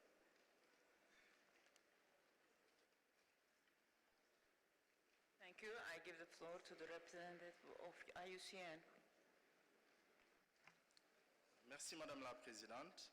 L'État partie a fait des efforts louables dans la mise en œuvre d'un certain nombre de mesures correctives et des résultats tangibles ont été produits à travers l'opération Bonobo. Un important progrès a notamment été accompli par la conception du corridor écologique reliant les deux éléments constitutifs du bien afin de maintenir son intégrité à long terme. Toutefois, Madame la Présidente, le Centre du patrimoine mondial et l'UCN recommandent que le comité prie l'État partie d'envisager de nouvelles options pour améliorer davantage la connectivité entre les zones de conservation durable et la composante sud du bien, qui est actuellement largement séparée de ces zones par une zone agricole. Aucun progrès n'est signalé quant aux études socio-économiques dans les communautés Yalima afin d'orienter une stratégie sur la manière de gérer les lieux de résidence dans le parc et des conflits fonciers se poursuivent à l'intérieur du parc, concernant en particulier les communautés Kitawala et Yalema. Le Centre du patrimoine mondial et l'UCN recommandent donc que le comité demande à l'État partie d'établir un réel dialogue avec ces communautés afin de trouver une solution définitive dans le respect des mesures correctives. Finalement, il convient de rappeler que la mission de suivi réactif de 2012 avait noté qu'il y a un intérêt du gouvernement pour l'exploration et l'exploitation pétrolière dans la cuvette centrale qui comprend le bien. En dépit des demandes répétées du comité, depuis sa 36e session, l'État partie n'a encore donné aucune information à ce sujet. Le Centre du patrimoine mondial et l'UCN recommandent donc que le comité incite fortement l'État partie à soumettre ces informations sans délai et qu'il réitère sa position sur le fait que l'exploration et l'exploitation pétrolière sont incompatibles avec le statut de patrimoine mondial. Il est recommandé que le bien soit maintenu sur la liste du patrimoine mondial en péril. Je vous remercie, Madame la Présidente. Thank you very much. Now the floor is open for the comments of the committee members.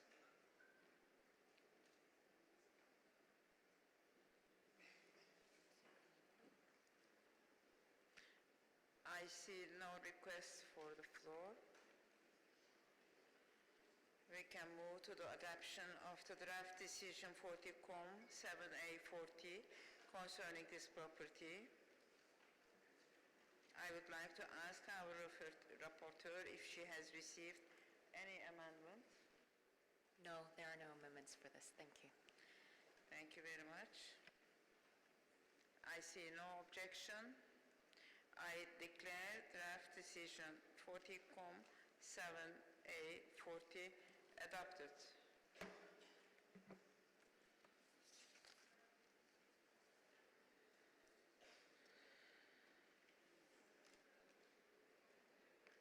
Ladies and gentlemen, I now would like to give the floor to the delegation of the United Republic of Tanzania to present to the committee the reason why it requested to open the State of Conservation report on Virunga National Park, Democratic Republic of Congo.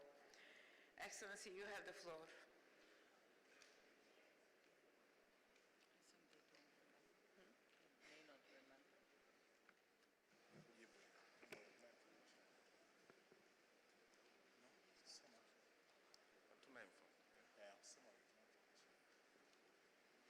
Chairperson, we are not prepared to.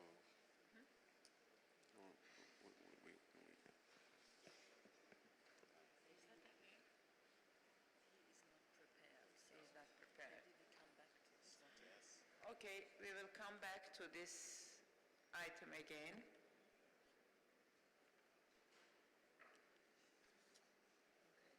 Go to the next one, and we come back to the end of Africa. Yes.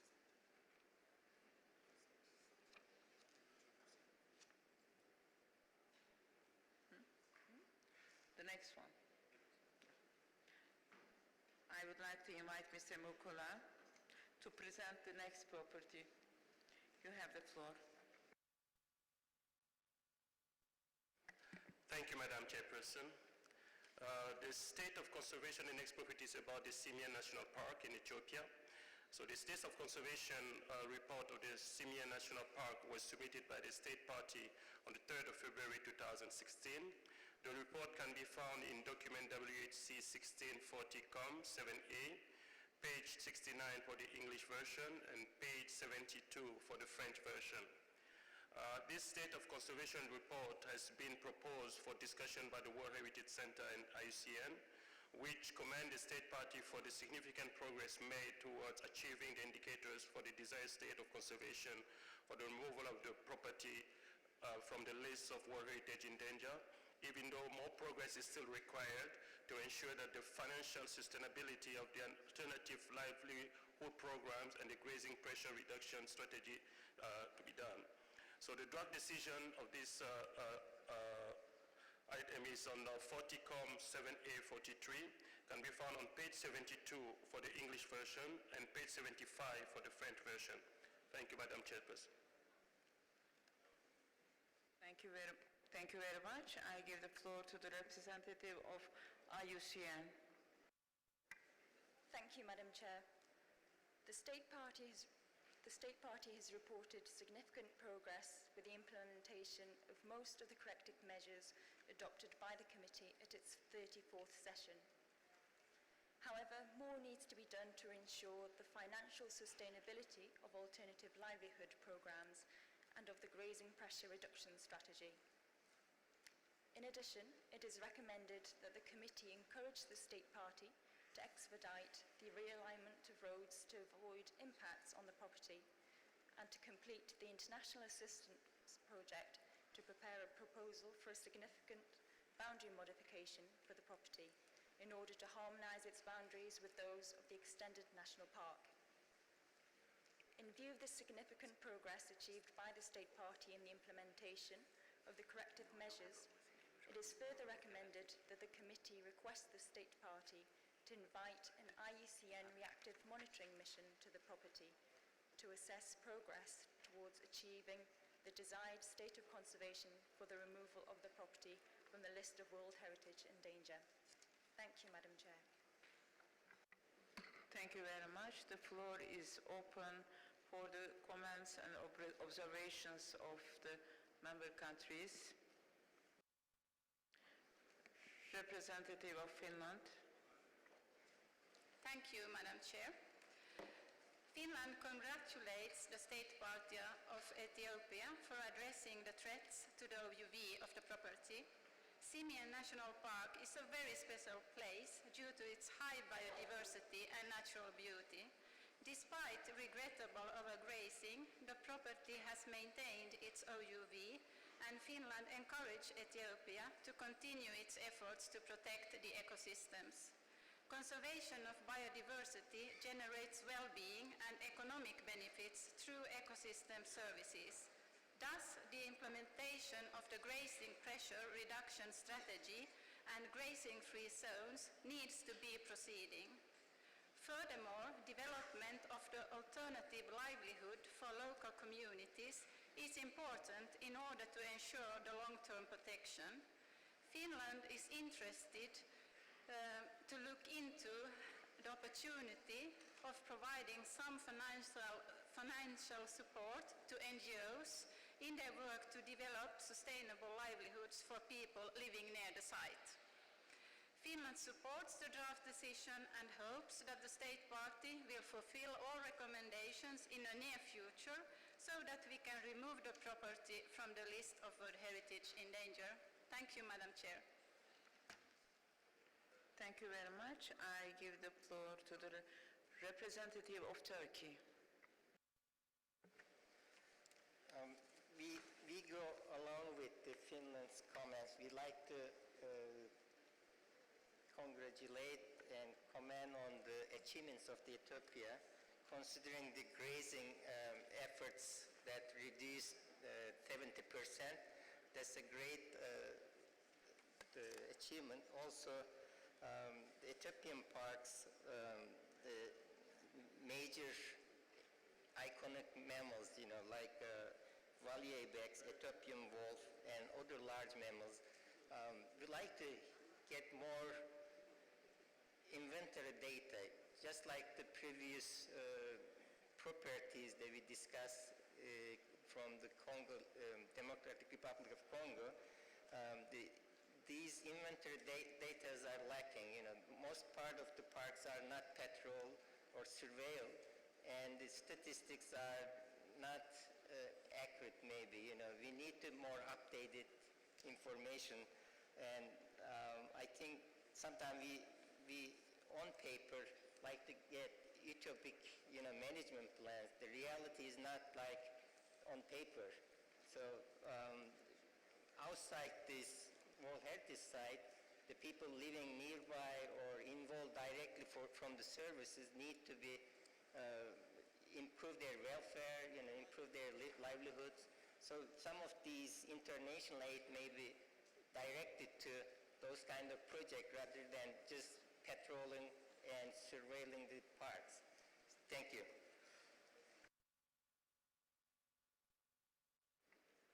Thank you very much.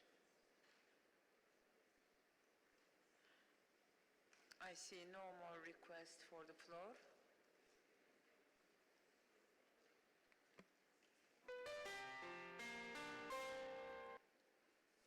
So we can move to the adoption of the draft decision 40-7A 43 concerning this property.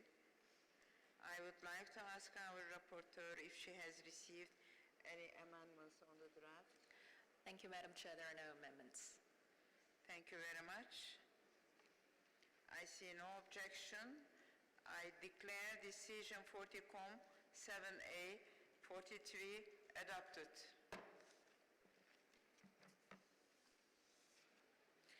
Now I would like to invite Mr. Mokula to present the next report. Thank you very much. Merci Madame la Présidente. Le rapport de l'état de conservation des forêts humides de la Tinanana a été soumis par l'État partie le 28 janvier 2016. Ce rapport se trouve dans le document WAC 1640 7A, page 76 pour la version française et page 73 pour la version anglaise. Ce rapport a été soumis pour discussion par le Centre du patrimoine mondial et l'UICN. Il fait état de la volonté politique de l'État partie d'assainir le trafic illicite de bois précieux à travers la loi numéro 2015-056, créant un tribunal spécial pour juger les trafiquants et renforçant donc les pénalités, et des progrès accomplis par l'État partie vers l'atteinte des indicateurs de l'état de conservation souhaité en vue du retrait du bien de la liste du patrimoine mondial en péril. Toutefois, nous considérons que ces indicateurs ne sont pas encore satisfaisants. Le Centre du patrimoine mondial note aussi avec inquiétude que même si l'ampleur semble diminuer, l'exploitation du bois de rose dans le bien continue et que la quantité de bois de rose illégalement exploité reste encore à élucider. Et pris instantanément, l'État partie de mettre en œuvre dans sa totalité le plan d'action de la Convention sur le commerce international des espèces de faune et de flore sauvages menacées d'extinction. Le projet de décision 40-7A se trouve dans la page 47A-44, se trouve sur la page 78 pour la version française et la page 75 pour la version anglaise. Merci Madame la Présidente. Thank you very much. I now give the floor to the representative of IUCN. Merci Madame la Présidente. Le Centre du patrimoine mondial et l'UICN saluent la volonté politique manifeste de l'État partie d'assainir le trafic illicite des bois précieux et recommande que le comité demande à l'État partie d'élaborer et de mettre en œuvre un plan pour acquérir des ressources suffisantes en vue de mettre en œuvre la stratégie de saisie des stocks de bois précieux illégaux. À cet effet, le Centre du patrimoine mondial et l'UICN notent avec inquiétude que malgré les efforts consentis par l'État partie et ses partenaires, la quantité de bois de rose illégalement exploité dans les composantes du bien n'est toujours pas connue. La situation demeure alarmante, avec moins de 10% des rondins déclarés ayant été saisis. Ainsi, il est recommandé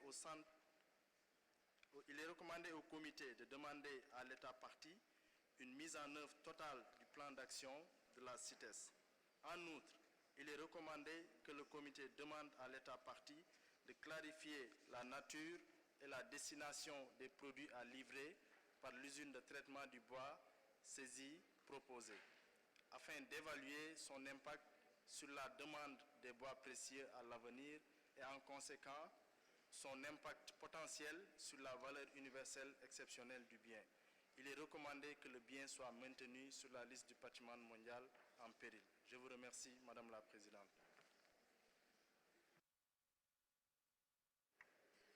Thank you very much. Now the floor is open for the comments and observations on this item. Representative of Finland, you have the floor. Thank you, Madam Chair. Finland is delighted about the fact that the state party is committed to eliminate illegal logging and trafficking of natural resources. The participation of the local communities in the conservation activities is crucial to ensure the long-term conservation of these vital rainforests. Despite the progress, illegal logging, stalking and trafficking still occurs, even though the volume appears diminished. To eliminate these illegal activities, effective actions are still needed. In many parts of the world, we get reports of accelerating rate of biodiversity loss and extinctions. The lemurs, endemic for Madagascar and present in the property, have recently been classified as the world's most endangered mammals. Some lemur species have already died out, and the extinctions have led to that some plant species are not anymore able to spread because they once depended on the lemurs to eat and disperse their seeds. Thus, species conservation is crucial to ensure the function and resilience of ecosystems on Madagascar. Furthermore, we would like to emphasize that illegal wood logging and trafficking are not a problem only for the states where the World Heritage Sites are situated, but it is also the responsibility of those states involved in illegal trade. We call upon our common responsibility and all the state parties to address this issue as a matter of great urgency. Finally, we thank many NGOs, such as WWF and the Finnish Association for Nature Conservation, for supporting the protections of rainforests at Madagascar. Finland supports the draft decisions. Thank you, Madam Chair. Thank you very much.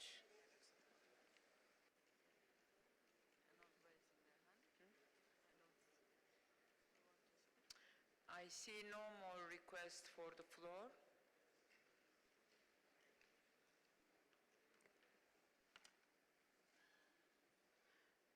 So we can move to the adoption of the draft decision for TICOM 7A44.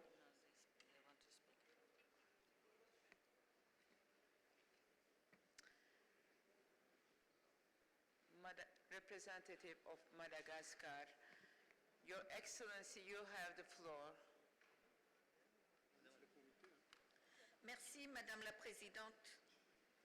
Madame la Présidente, honorable assistance, notre présence à cette 40e session du Comité du patrimoine mondial souligne l'importance que nous accordons à la préservation de notre capital naturel.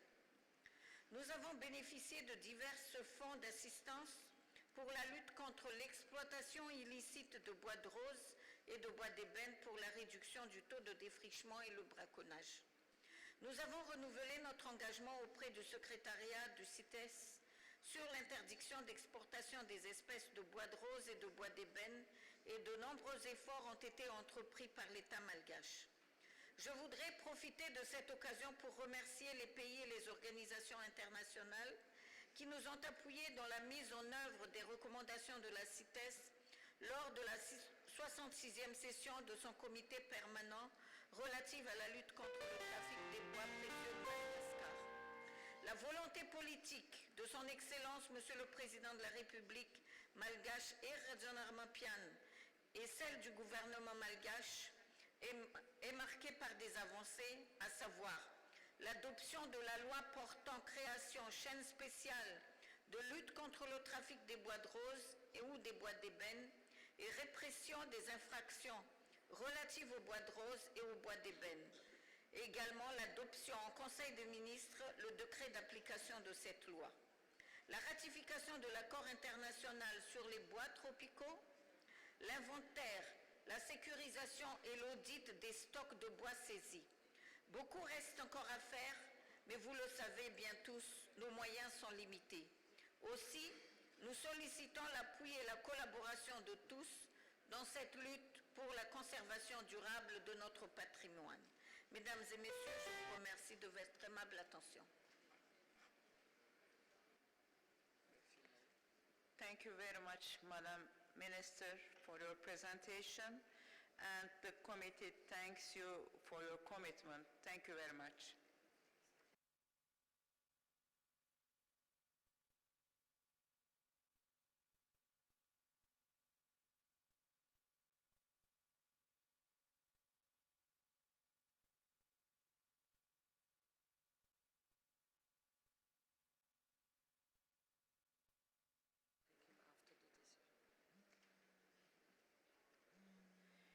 We will first go to our decision, then I will give the floor to you.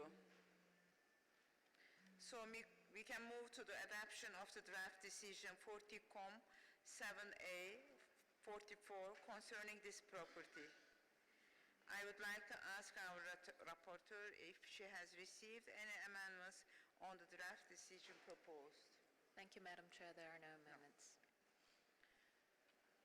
So, is there any objection? I see none. So I declare decision 40-COM 7A 44 adopted. And I see an observer behind the room. I give the floor to you. Please, could you please present yourself? Thank you, Madam Chair. The Wildlife Conservation Society supports the draft decision before the committee and believes that retaining the site on the list of World Heritage Properties in danger will ensure that crucial attention continues to be paid to its management. WCS supports the retention on the list of World Heritage in danger because we share concerns about progress towards achieving the desired state of conservation. We look forward to the operationalization of the special tribunal provided for in the legislation passed in December 2015, to the implementation of tools to enable law enforcement officials to accurately identify precious wood species, and to further progress towards the implementation of Madagascar's CITES action plan. WCS commends efforts by the Government of Madagascar and the Madagascar National Parks Agency to remove this site from the list of World Heritage in danger, and looks forward to providing appropriate support for achieving the desired state of conservation. But we believe that delisting this site removes some incentive for further action. Thank you very much for your attention. Thank you very much. Now I would like to invite Mr. Mukora to take the floor for the next presentation. Merci, Madame la Présidente. Le rapport sur l'état de conservation des réserves naturelles de l'Aïr et du Ténéré a été soumis par l'État partie le 9 février 2016. Ce rapport se trouve dans le document WAC 1640-COM 7A, page 79 pour la version française et page 76 pour la version anglaise. Ce rapport a été soumis pour discussion par le Centre du patrimoine mondial et l'UICN. Il fait état de la persistance du problème de l'orpaillage dans la région d'Agadez et à proximité du bien, ainsi que la circulation illégale d'armes de guerre conduisant à une accentuation des menaces de braconnage et de coupe de bois. Le Centre du patrimoine mondial demande à l'État partie de fournir des informations et des données détaillées sur le braconnage et la coupe de bois dans le périmètre du bien, ainsi que sur les actions menées pour combattre ces menaces. Le Centre du patrimoine mondial accueille favorablement le financement acquis du Fonds pour l'environnement mondial FEM, permettant la mise en œuvre de la troisième phase du projet de cogestion des ressources naturelles de l'Aïr et du Ténéré, dont le démarrage imminent est attendu en 2016. Le projet donc de décision 40com7A45 se trouve sur la page 81 pour la version française et la page 78 pour la version anglaise. Merci Madame la Présidente.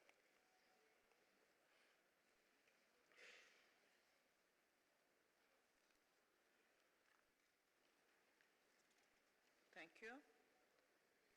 Now I would like to give the floor to the representative of IUCN. Merci Madame la Présidente.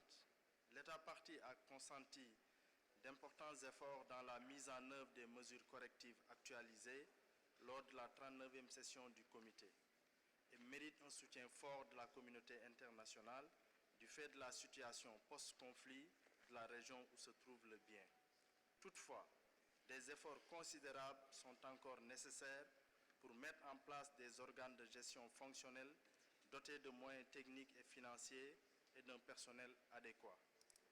La persistance de l'orpaillage à proximité du bien demeure une menace importante, car une grande partie du bois en provenance du bien est acheminé en direction des sites d'orpaillage. De ce fait, le Centre du patrimoine mondial et l'UCN recommandent que le comité demande à l'État partie d'accélérer le recrutement d'agents forestiers afin d'assurer une mise en œuvre efficace du programme d'urgence, de surveillance et de mieux contrôler l'exploitation des ressources naturelles dans le bien. Des résultats encourageants ont été obtenus lors des missions de suivi écologique de décembre 2015 et de février et mars 2016, démontrant la présence dans le bien de gazelles d'orcas, gazelles d'amas et mouflons en machette. Cependant, le volume de données est encore très insuffisant pour évaluer le statut de la faune sur l'ensemble du bien. Il est donc recommandé que le comité réitère sa demande à l'État partie d'élaborer et de mettre en œuvre un programme quinquennal de suivi de l'état de conservation des espèces clés du bien et de leur habitat. Entre-temps, Madame la Présidente, il est recommandé que le bien soit maintenu sur la liste du patrimoine mondial en péril. Je vous remercie.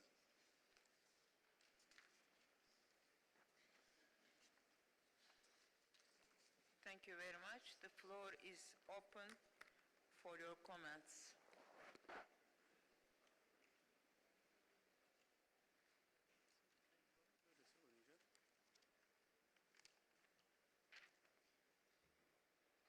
I see no request for the floor.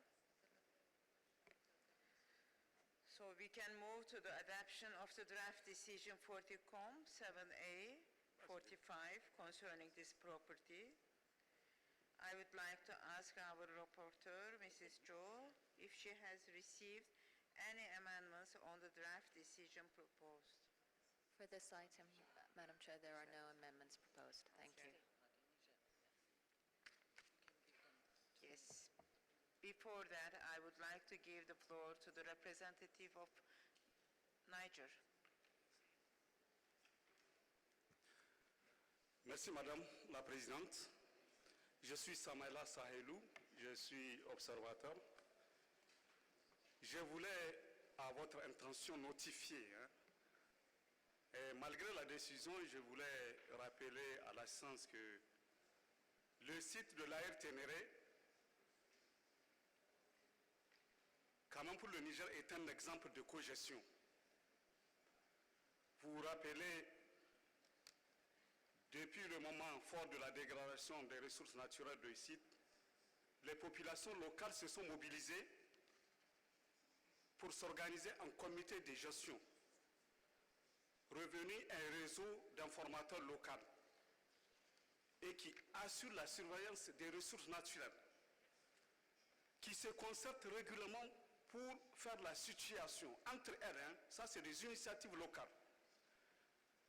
Ces efforts ont été renforcés par l'élaboration des outils de gestion. Et ces efforts ont été renforcés par la politique affichée du gouvernement à les soutenir par rapport à un certain nombre d'activités prioritaires, notamment la surveillance, le suivi écologique et l'éducation environnementale. Aujourd'hui, sur l'ensemble du Niger, en tout cas les sites qui sont, c'est l'exemple qui est palpable. Maintenant, il faut dire qu'il y a des insuffisances, naturellement, telles que vous avez soulevées.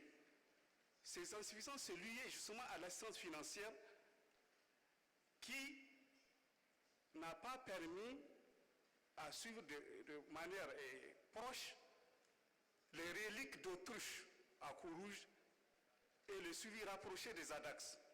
Naturellement, nous avons une base de données assez riche à travers le suivi des populations locales et périodiquement des agents forestiers.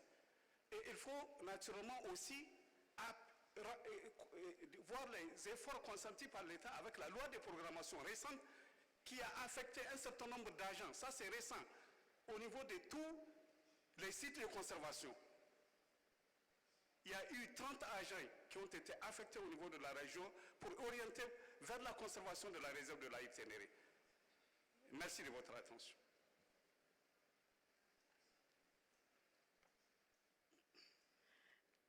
Thank you very much for the information you have provided. I see that there is no proposal of amendment from the member countries, members of the committee. So, if there is no objection for the draft decision 40Com 7A 45, I declare it is adopted.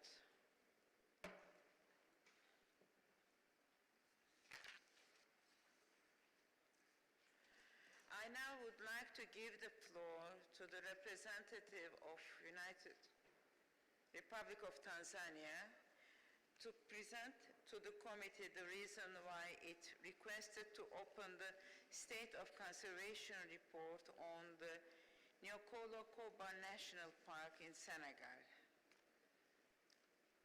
Excellency, you have the floor. And I will have the other one. Thank you, Madam Chairperson. Since 2012, the State of Senegal consolidated an investment budget for furnishings and equipment for the park, in addition to its annual operating budget. The information we have is that all tracks in the park were opened in 2015, which led to the arrest of 35 poachers. Moreover, the ecological monitoring of the park is guaranteed and strengthened by the establishment of several functional tools, as well as continued cleaning of ponds. The environmental and social impact assessment of the mining project at Mako followed all processes before validation. Madam Chairperson, we request you to let the state party provide complementary information. Thank you.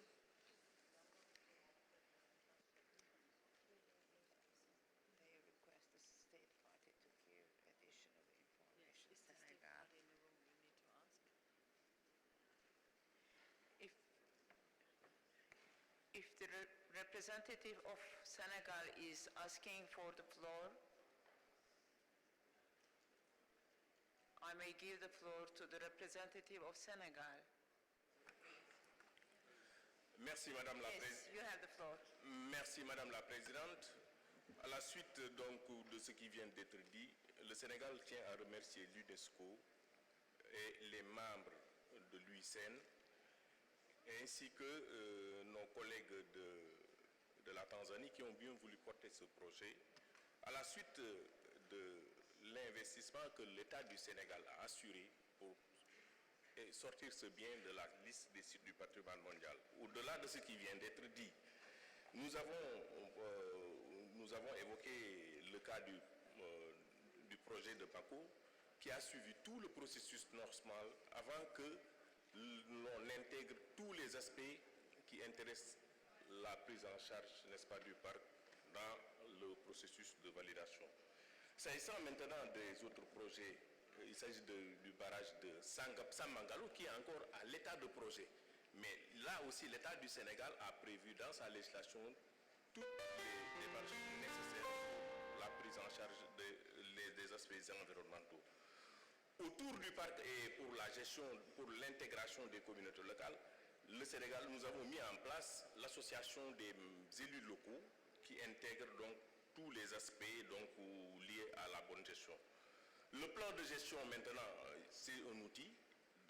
Si nous sommes en train de parler de ça ou de demander de la réouverture de ce projet, certainement ce n'est pas pour sortir le parc, mais pour faire de sorte que l'on puisse au moins parvenir à intégrer d'abord les réalisations faites par l'État du Sénégal, mais également parvenir à un texte beaucoup plus consensuel pour intégrer donc les efforts que le Sénégal a fait depuis 2015 et bien avant.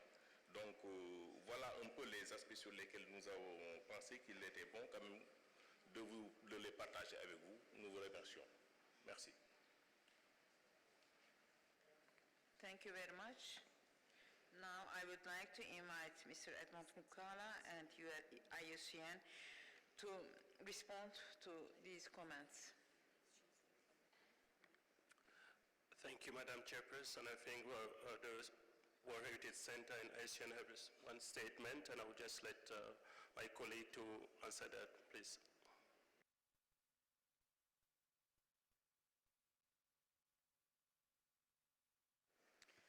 Thank you, Madam Chair. Following the clarifications provided by the distinguished delegates from Tanzania and Senegal, it seems that the reasons for opening the discussion are yet not entirely clear to me.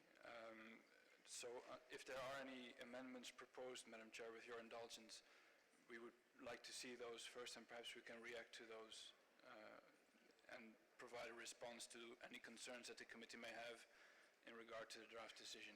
Thank you, Madam Chair. Thank you very much.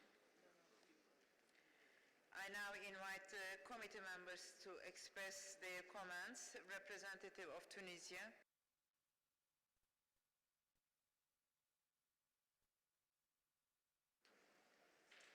Merci Madame la Présidente. Je voudrais bien prendre la parole. Merci au Sénégal. Et profiter de l'occasion pour remercier tout le monde, sans exception. Chacun se reconnaît. Ça fait la 3e journée que je suis là. Et de la Turquie au centre, tout le monde, sans exception. Et les observateurs et les membres du comité. Ceci dit, je voudrais applaudir l'éclaircissement qu'a donné le Sénégal, qui est très mesuré, dans la mesure où il ne demande pas de sortir le parc de la liste en péril, mais de préparer cette sortie. Et donc j'approuve, je souscris à toute la décision du centre. Je salue les efforts fournis par l'État partie, en particulier en ce qui concerne les mesures différentes qu'il avait entreprises. Il faut qu'il fournisse plus de documents et d'informations.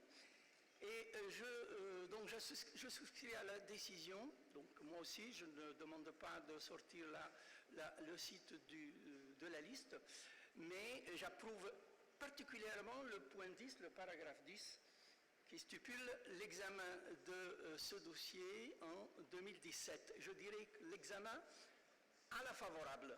Donc il faudrait que l'année prochaine, le dossier soit plus positif pour qu'on puisse le rehausser et le sortir de la liste.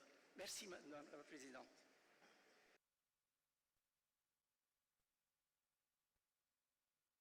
Thank you very much. Representative of Burkina Faso. Merci, Madame la Présidente. Alors, pour cette 40e session du comité, il est noté que l'État partie du Sénégal n'a pas soumis de rapport sur l'état de conservation du bien permettant une appréciation conséquente.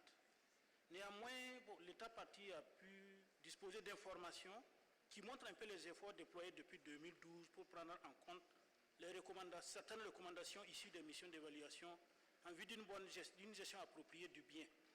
Par conséquent, ma délégation voudrait proposer à la suite du précédent intervenant que l'on puisse autoriser justement l'État partie du Sénégal à soumettre au centre du comité dans un délai qu'il voudrait bien préciser dans dans l'amendement qu'ils ont proposé. Alors, un rapport actualisé de l'état de conservation du bien et sur la mise en œuvre des points qui ont été mentionnés justement dans un rapport qu'ils ont pu élaborer à l'appréciation du comité. Je vous remercie.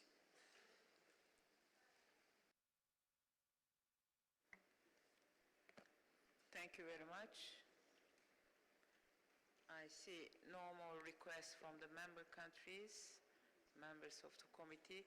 So I give the floor to the representative of France. Merci, Madame la Présidente. Ce sont les interventions précédentes qui m'amènent à intervenir en tant qu'observateur pour saluer le travail qui a été fait, travail tout à fait remarquable et exemplaire de dialogue entre l'UICN et un État membre, en l'occurrence le Sénégal. C'est comme ça, effectivement, que doit se passer sur les différents sujets que nous examinons en ce moment le travail d'évaluation des menaces qui pèsent sur les biens en danger, en péril, et les meilleurs moyens d'y remédier. Je pense que là, chacun, aussi bien le Sénégal d'un côté que l'UICN de l'autre, a été parfaitement dans son rôle. Donc je voudrais à cette occasion saluer l'exemplarité de ce dossier. Je vous remercie.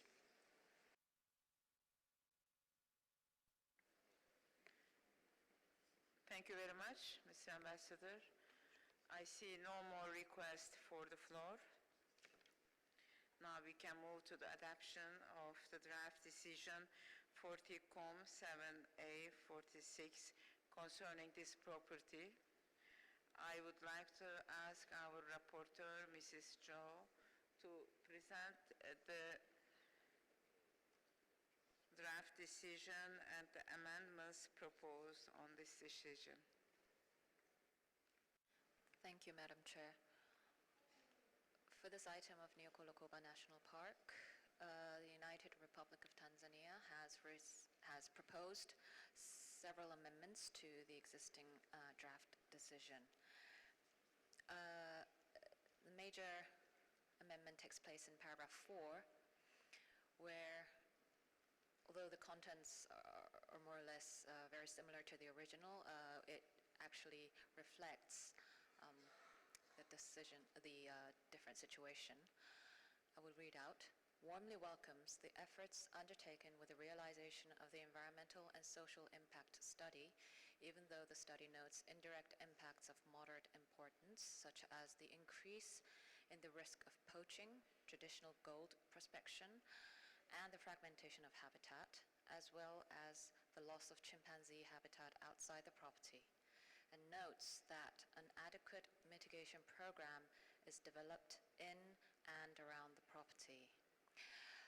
We actually received this amendment in the original version was received in French, and we see that in the French version we also have Programme de mitigation, but we would like to suggest that maybe it would be changed to Programme d'atténuation to go with the standard language that we use. The next amendment takes place in paragraph 5. Considers that the loss of chimpanzee habitat in the adjacent areas of the boundaries of the property represents a direct impact on the OUV of the property, and particularly with regard to conditions of integrity, and would therefore risk further degradation of the currently good dynamics in the general recovery of the OUV.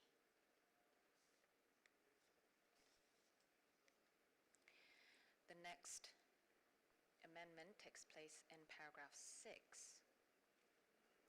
Requests the state party to ensure that the gold mining project of Mako respects its commitments in terms of mitigation and compensation programs, and to rigorously ensure the prohibition of any activity within the property which could have a negative impact on the OUV of the property or its integrity.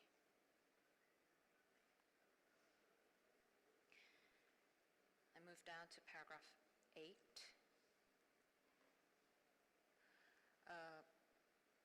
The majority of the paragraph is retained except in the middle, where reiterates its request to the state party to submit an environmental and social impact study of the Sambangalu Dam project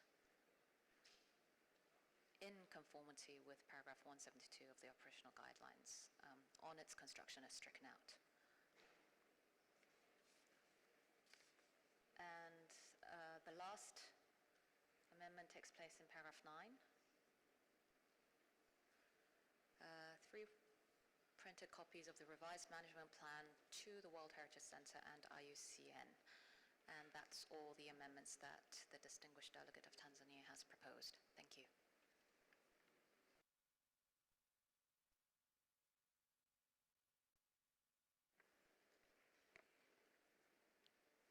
Thank you very much, Mrs. Joe.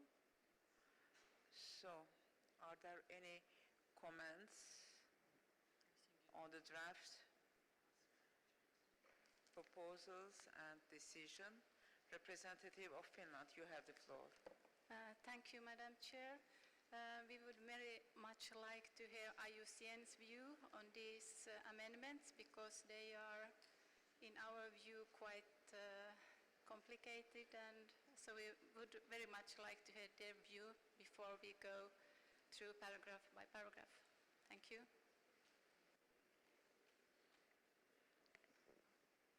Thank you. I give the floor to the representative of IUCN.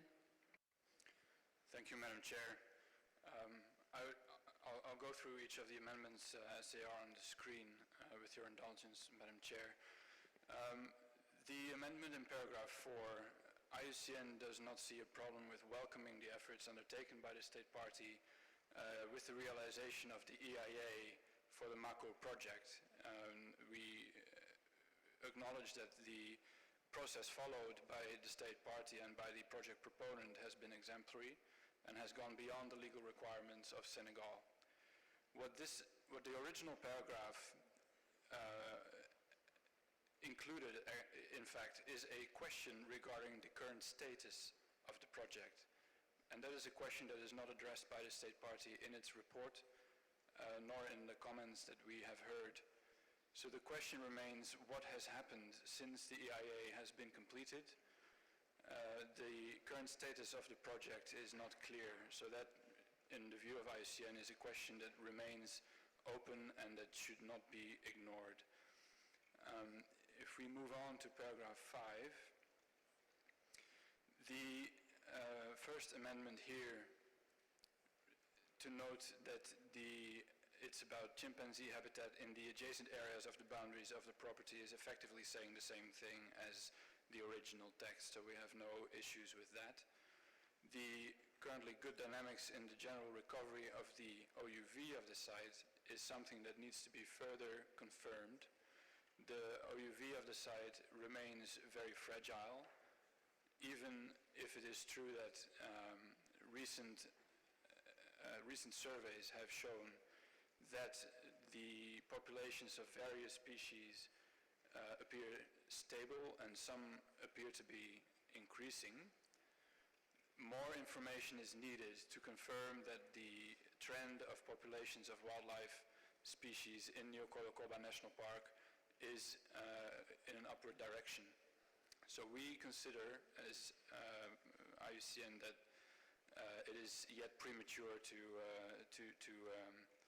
make a definitive statement on that trend.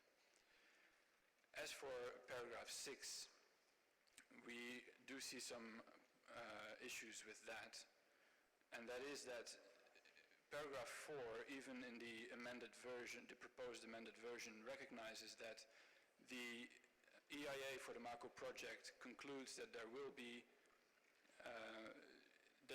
an impact on chimpanzee habitat outside the property, and IUCN's view is that that impact represents an impact on the outstanding universal value of the property. IUCN is of the view that any impacts on outstanding universal value of the property cannot be compensated. Any damage to OUV, any loss of OUV cannot be compensated by mitigation in the area concerned. So we don't consider that the amendments proposed in paragraph 6 are to the benefit of the conservation of the property. Could we move to the next amendment, please? The amendment in paragraph 8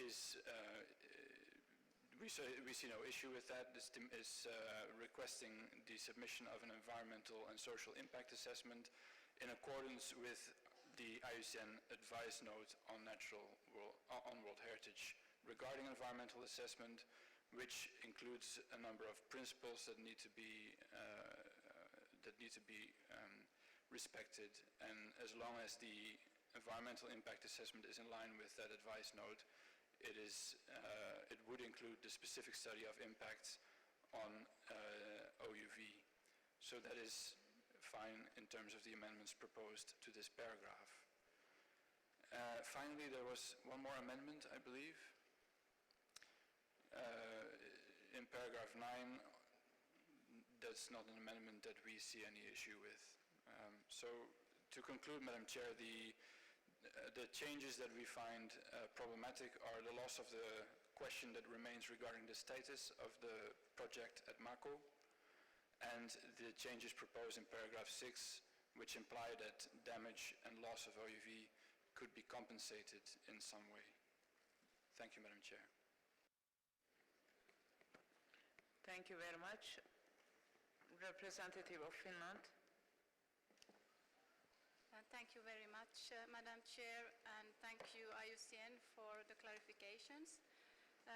If we may suggest, Madam Chair, could you consider establishing a drafting group, for example, Tanzania and IUCN, because we think that these amendments are too complicated to go through here, and as they now stand, Finland cannot support them.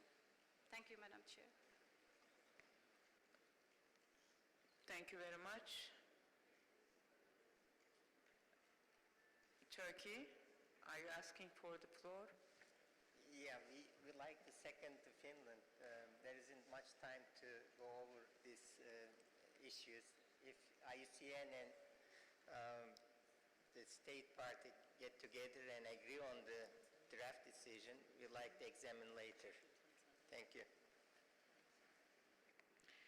Thank you very much. I think that is the best idea, to establish a working group, a small one, a drafting group, just to look over the draft text with the amendments.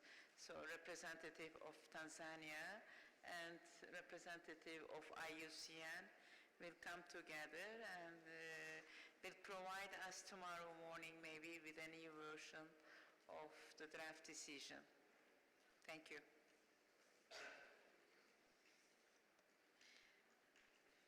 Now I would like to give the floor to the delegation of the Republic of Tanzania to present to the committee the reason why it requested to open the State of Conservation report on the Virunga National Park, Democratic Republic of Congo. You have the floor, Madam. Thank you very much, Madam Chairperson.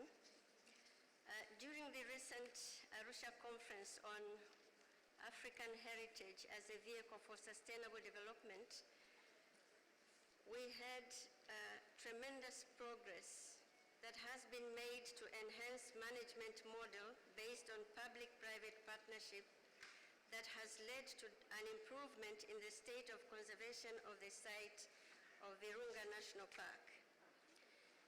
The state party is requesting that an advisory mission at the state party's cost go to Virunga to verify the progress that has been made. The state party is not requesting, I repeat, is not requesting for removal from the World Heritage Site in danger, but only recognition for the positive developments that have been made. Madam Chairperson, with your indulgence again, we recommend that the state party be given an opportunity to give more details on the progress they have made so far. I thank you, Madam Chairperson. Thank you very much. Is the representative of Democratic Republic of Congo in the meeting room and requesting for the floor?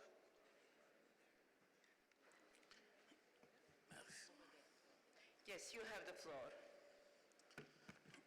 Merci, Madame la Présidente. Nous tenons à vous remercier et à remercier effectivement la délégation de la République unie de la Tanzanie pour cette opportunité que vous nous accordez, afin de pouvoir donner quelques efforts que l'État partie de la République démocratique du Congo a fournis pour pouvoir améliorer les conditions de gestion du parc national de Virunga.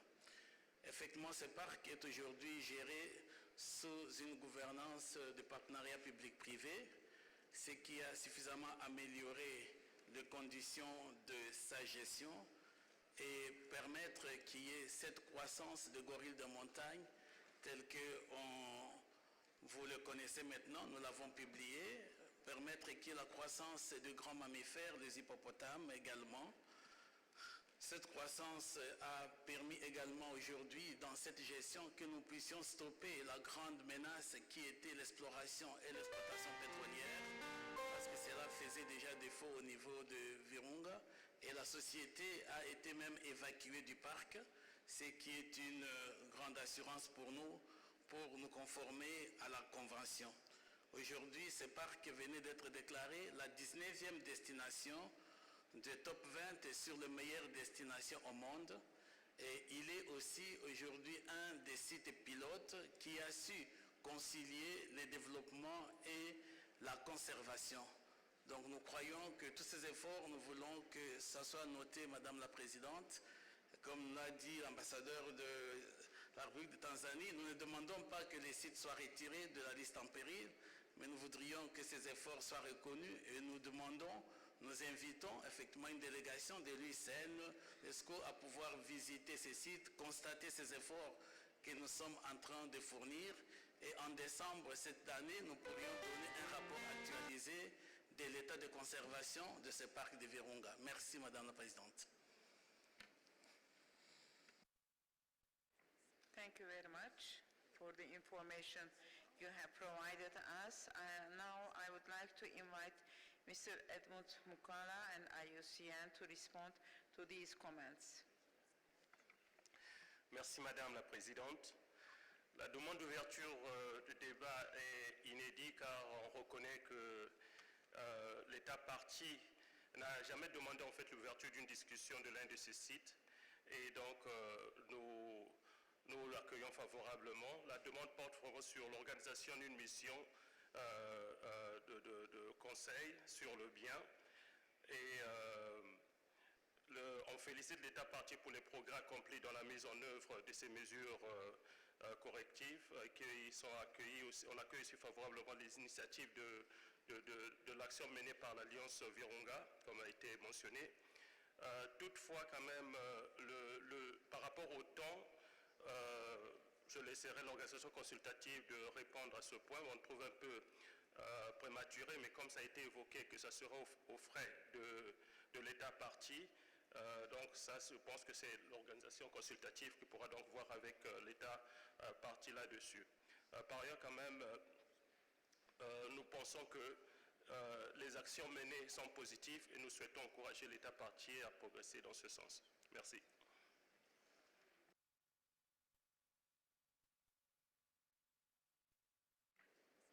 Thank you very much. Representative of IUCN. Merci Madame la Présidente. À l'instar du Centre du patrimoine mondial, l'UICN est tout à fait favorable pour une mission, mais comme vous le savez, bien évidemment, l'État partie est dans son bon droit de solliciter cette invitation de l'UICN et du Centre du patrimoine mondial pour évaluer les progrès qui ont été évoqués ici. Donc, à cet instant, nous ne pourrons pas répondre positivement et avec beaucoup plus de détails sur la période de cette mission, mais nous prenons acte de l'importance de réaliser cette mission pour évidemment vérifier de visu sur le terrain les remontées, la remontée biologique sur la base des informations fournies par le suivi écologique, mais également tout autre progrès évoqué dans le cadre de l'amélioration de l'état de conservation de ce bien. Je vous remercie.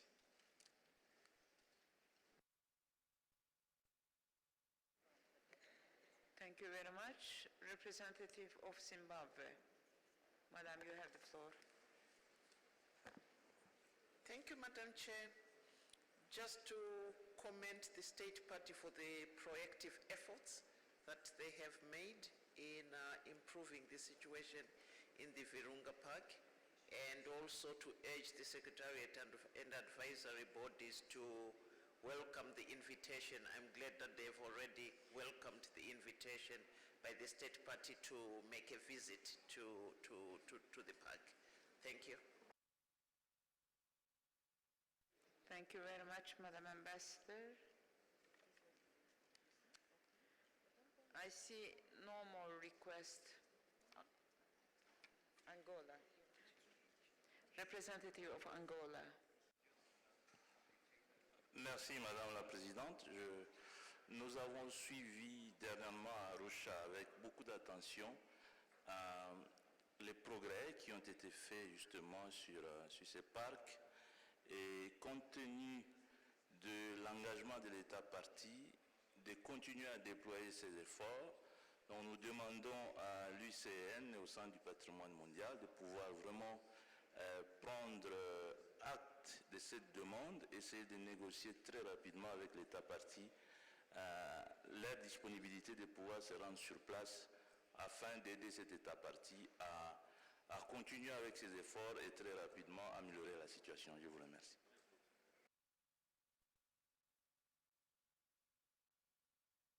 Thank you very much. Representative of Turkey, you have the floor. If the state party, suggested that could you remove this from the danger list, I would be so happy personally. But as it's, the representative of the Turkey, we like to appreciate what is achieved among those other the World Heritage Sites in Democratic Republic of Congo, and this achievement is compared to, based on the reports of IUCN, World Heritage Center, and state reports, on numbers, at least on papers, really impressive. May not be achieved the ideal stage, but that's why I like to use this opportunity to commend the efforts of state, and especially how the ecosystem services could be offered to the neighboring population to improve their social well-being and release the pressure on the biodiversity and ecosystem. So that's what I was trying to mention in previous turn when I took this floor. Not only we should concentrate on the parks protection, but also surrounding the park area, beyond the buffer zone, that people need to get access to ecosystem services of parks and the natural resources. That's how we could release the pressure on the parks. Thank you. Thank you very much. I would like to give the floor to Madam Rössler. If I understand the debate correctly, I think the Democratic Republic of the Congo would be happy to invite a mission, but I think the committee needs to be very clear in the decision, because it's currently not in the decision, what you wish to ask, an advisory mission or a reactive monitoring mission of the Center and IUCN. Thank you. Thank you. Representative of Tanzania. Thank you, Madam Chairperson, and I thank Madam Rosler. We are requesting for time, at least until tomorrow morning, to submit amendments to the DR reflecting the request of the State Party. Thank you. Thank you very much. So we remain open this item also.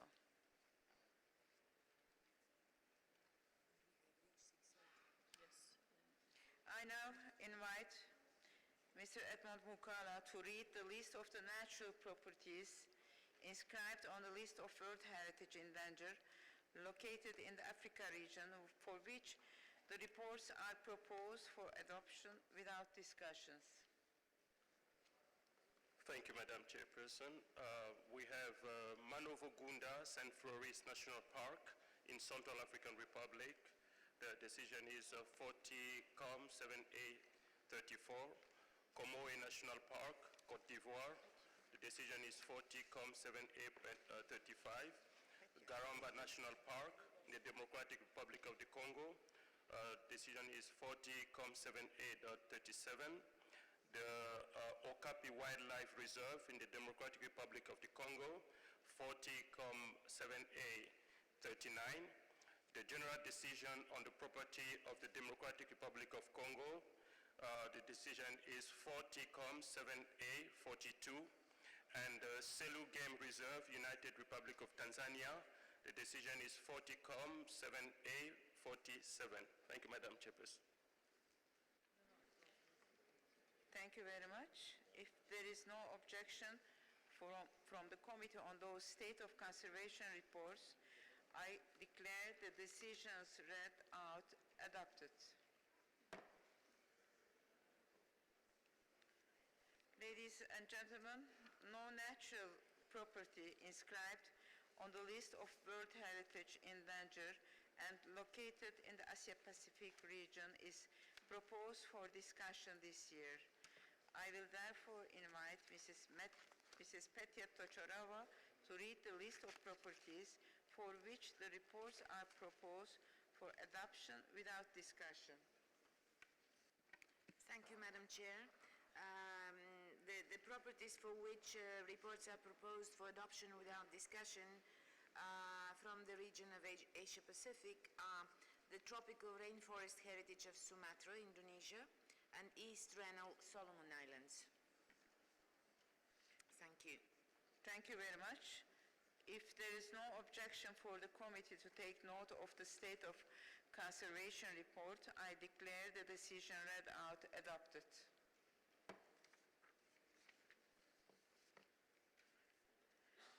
Dear colleagues, no natural property of the Europe and North America region inscribed on the list of World Heritage in danger is proposed for discussion this year.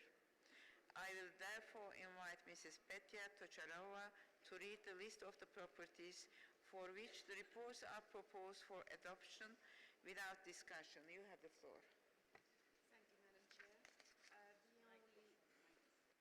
Thank you, Madam Chair. The only property for which the report is proposed for adoption without discussion in the region of Europe and North America is the Everglades National Park, United States of America. Thank you. Thank you very much. If there is no objection from the committee on the state of conservation report, I declare the decision read out adopted.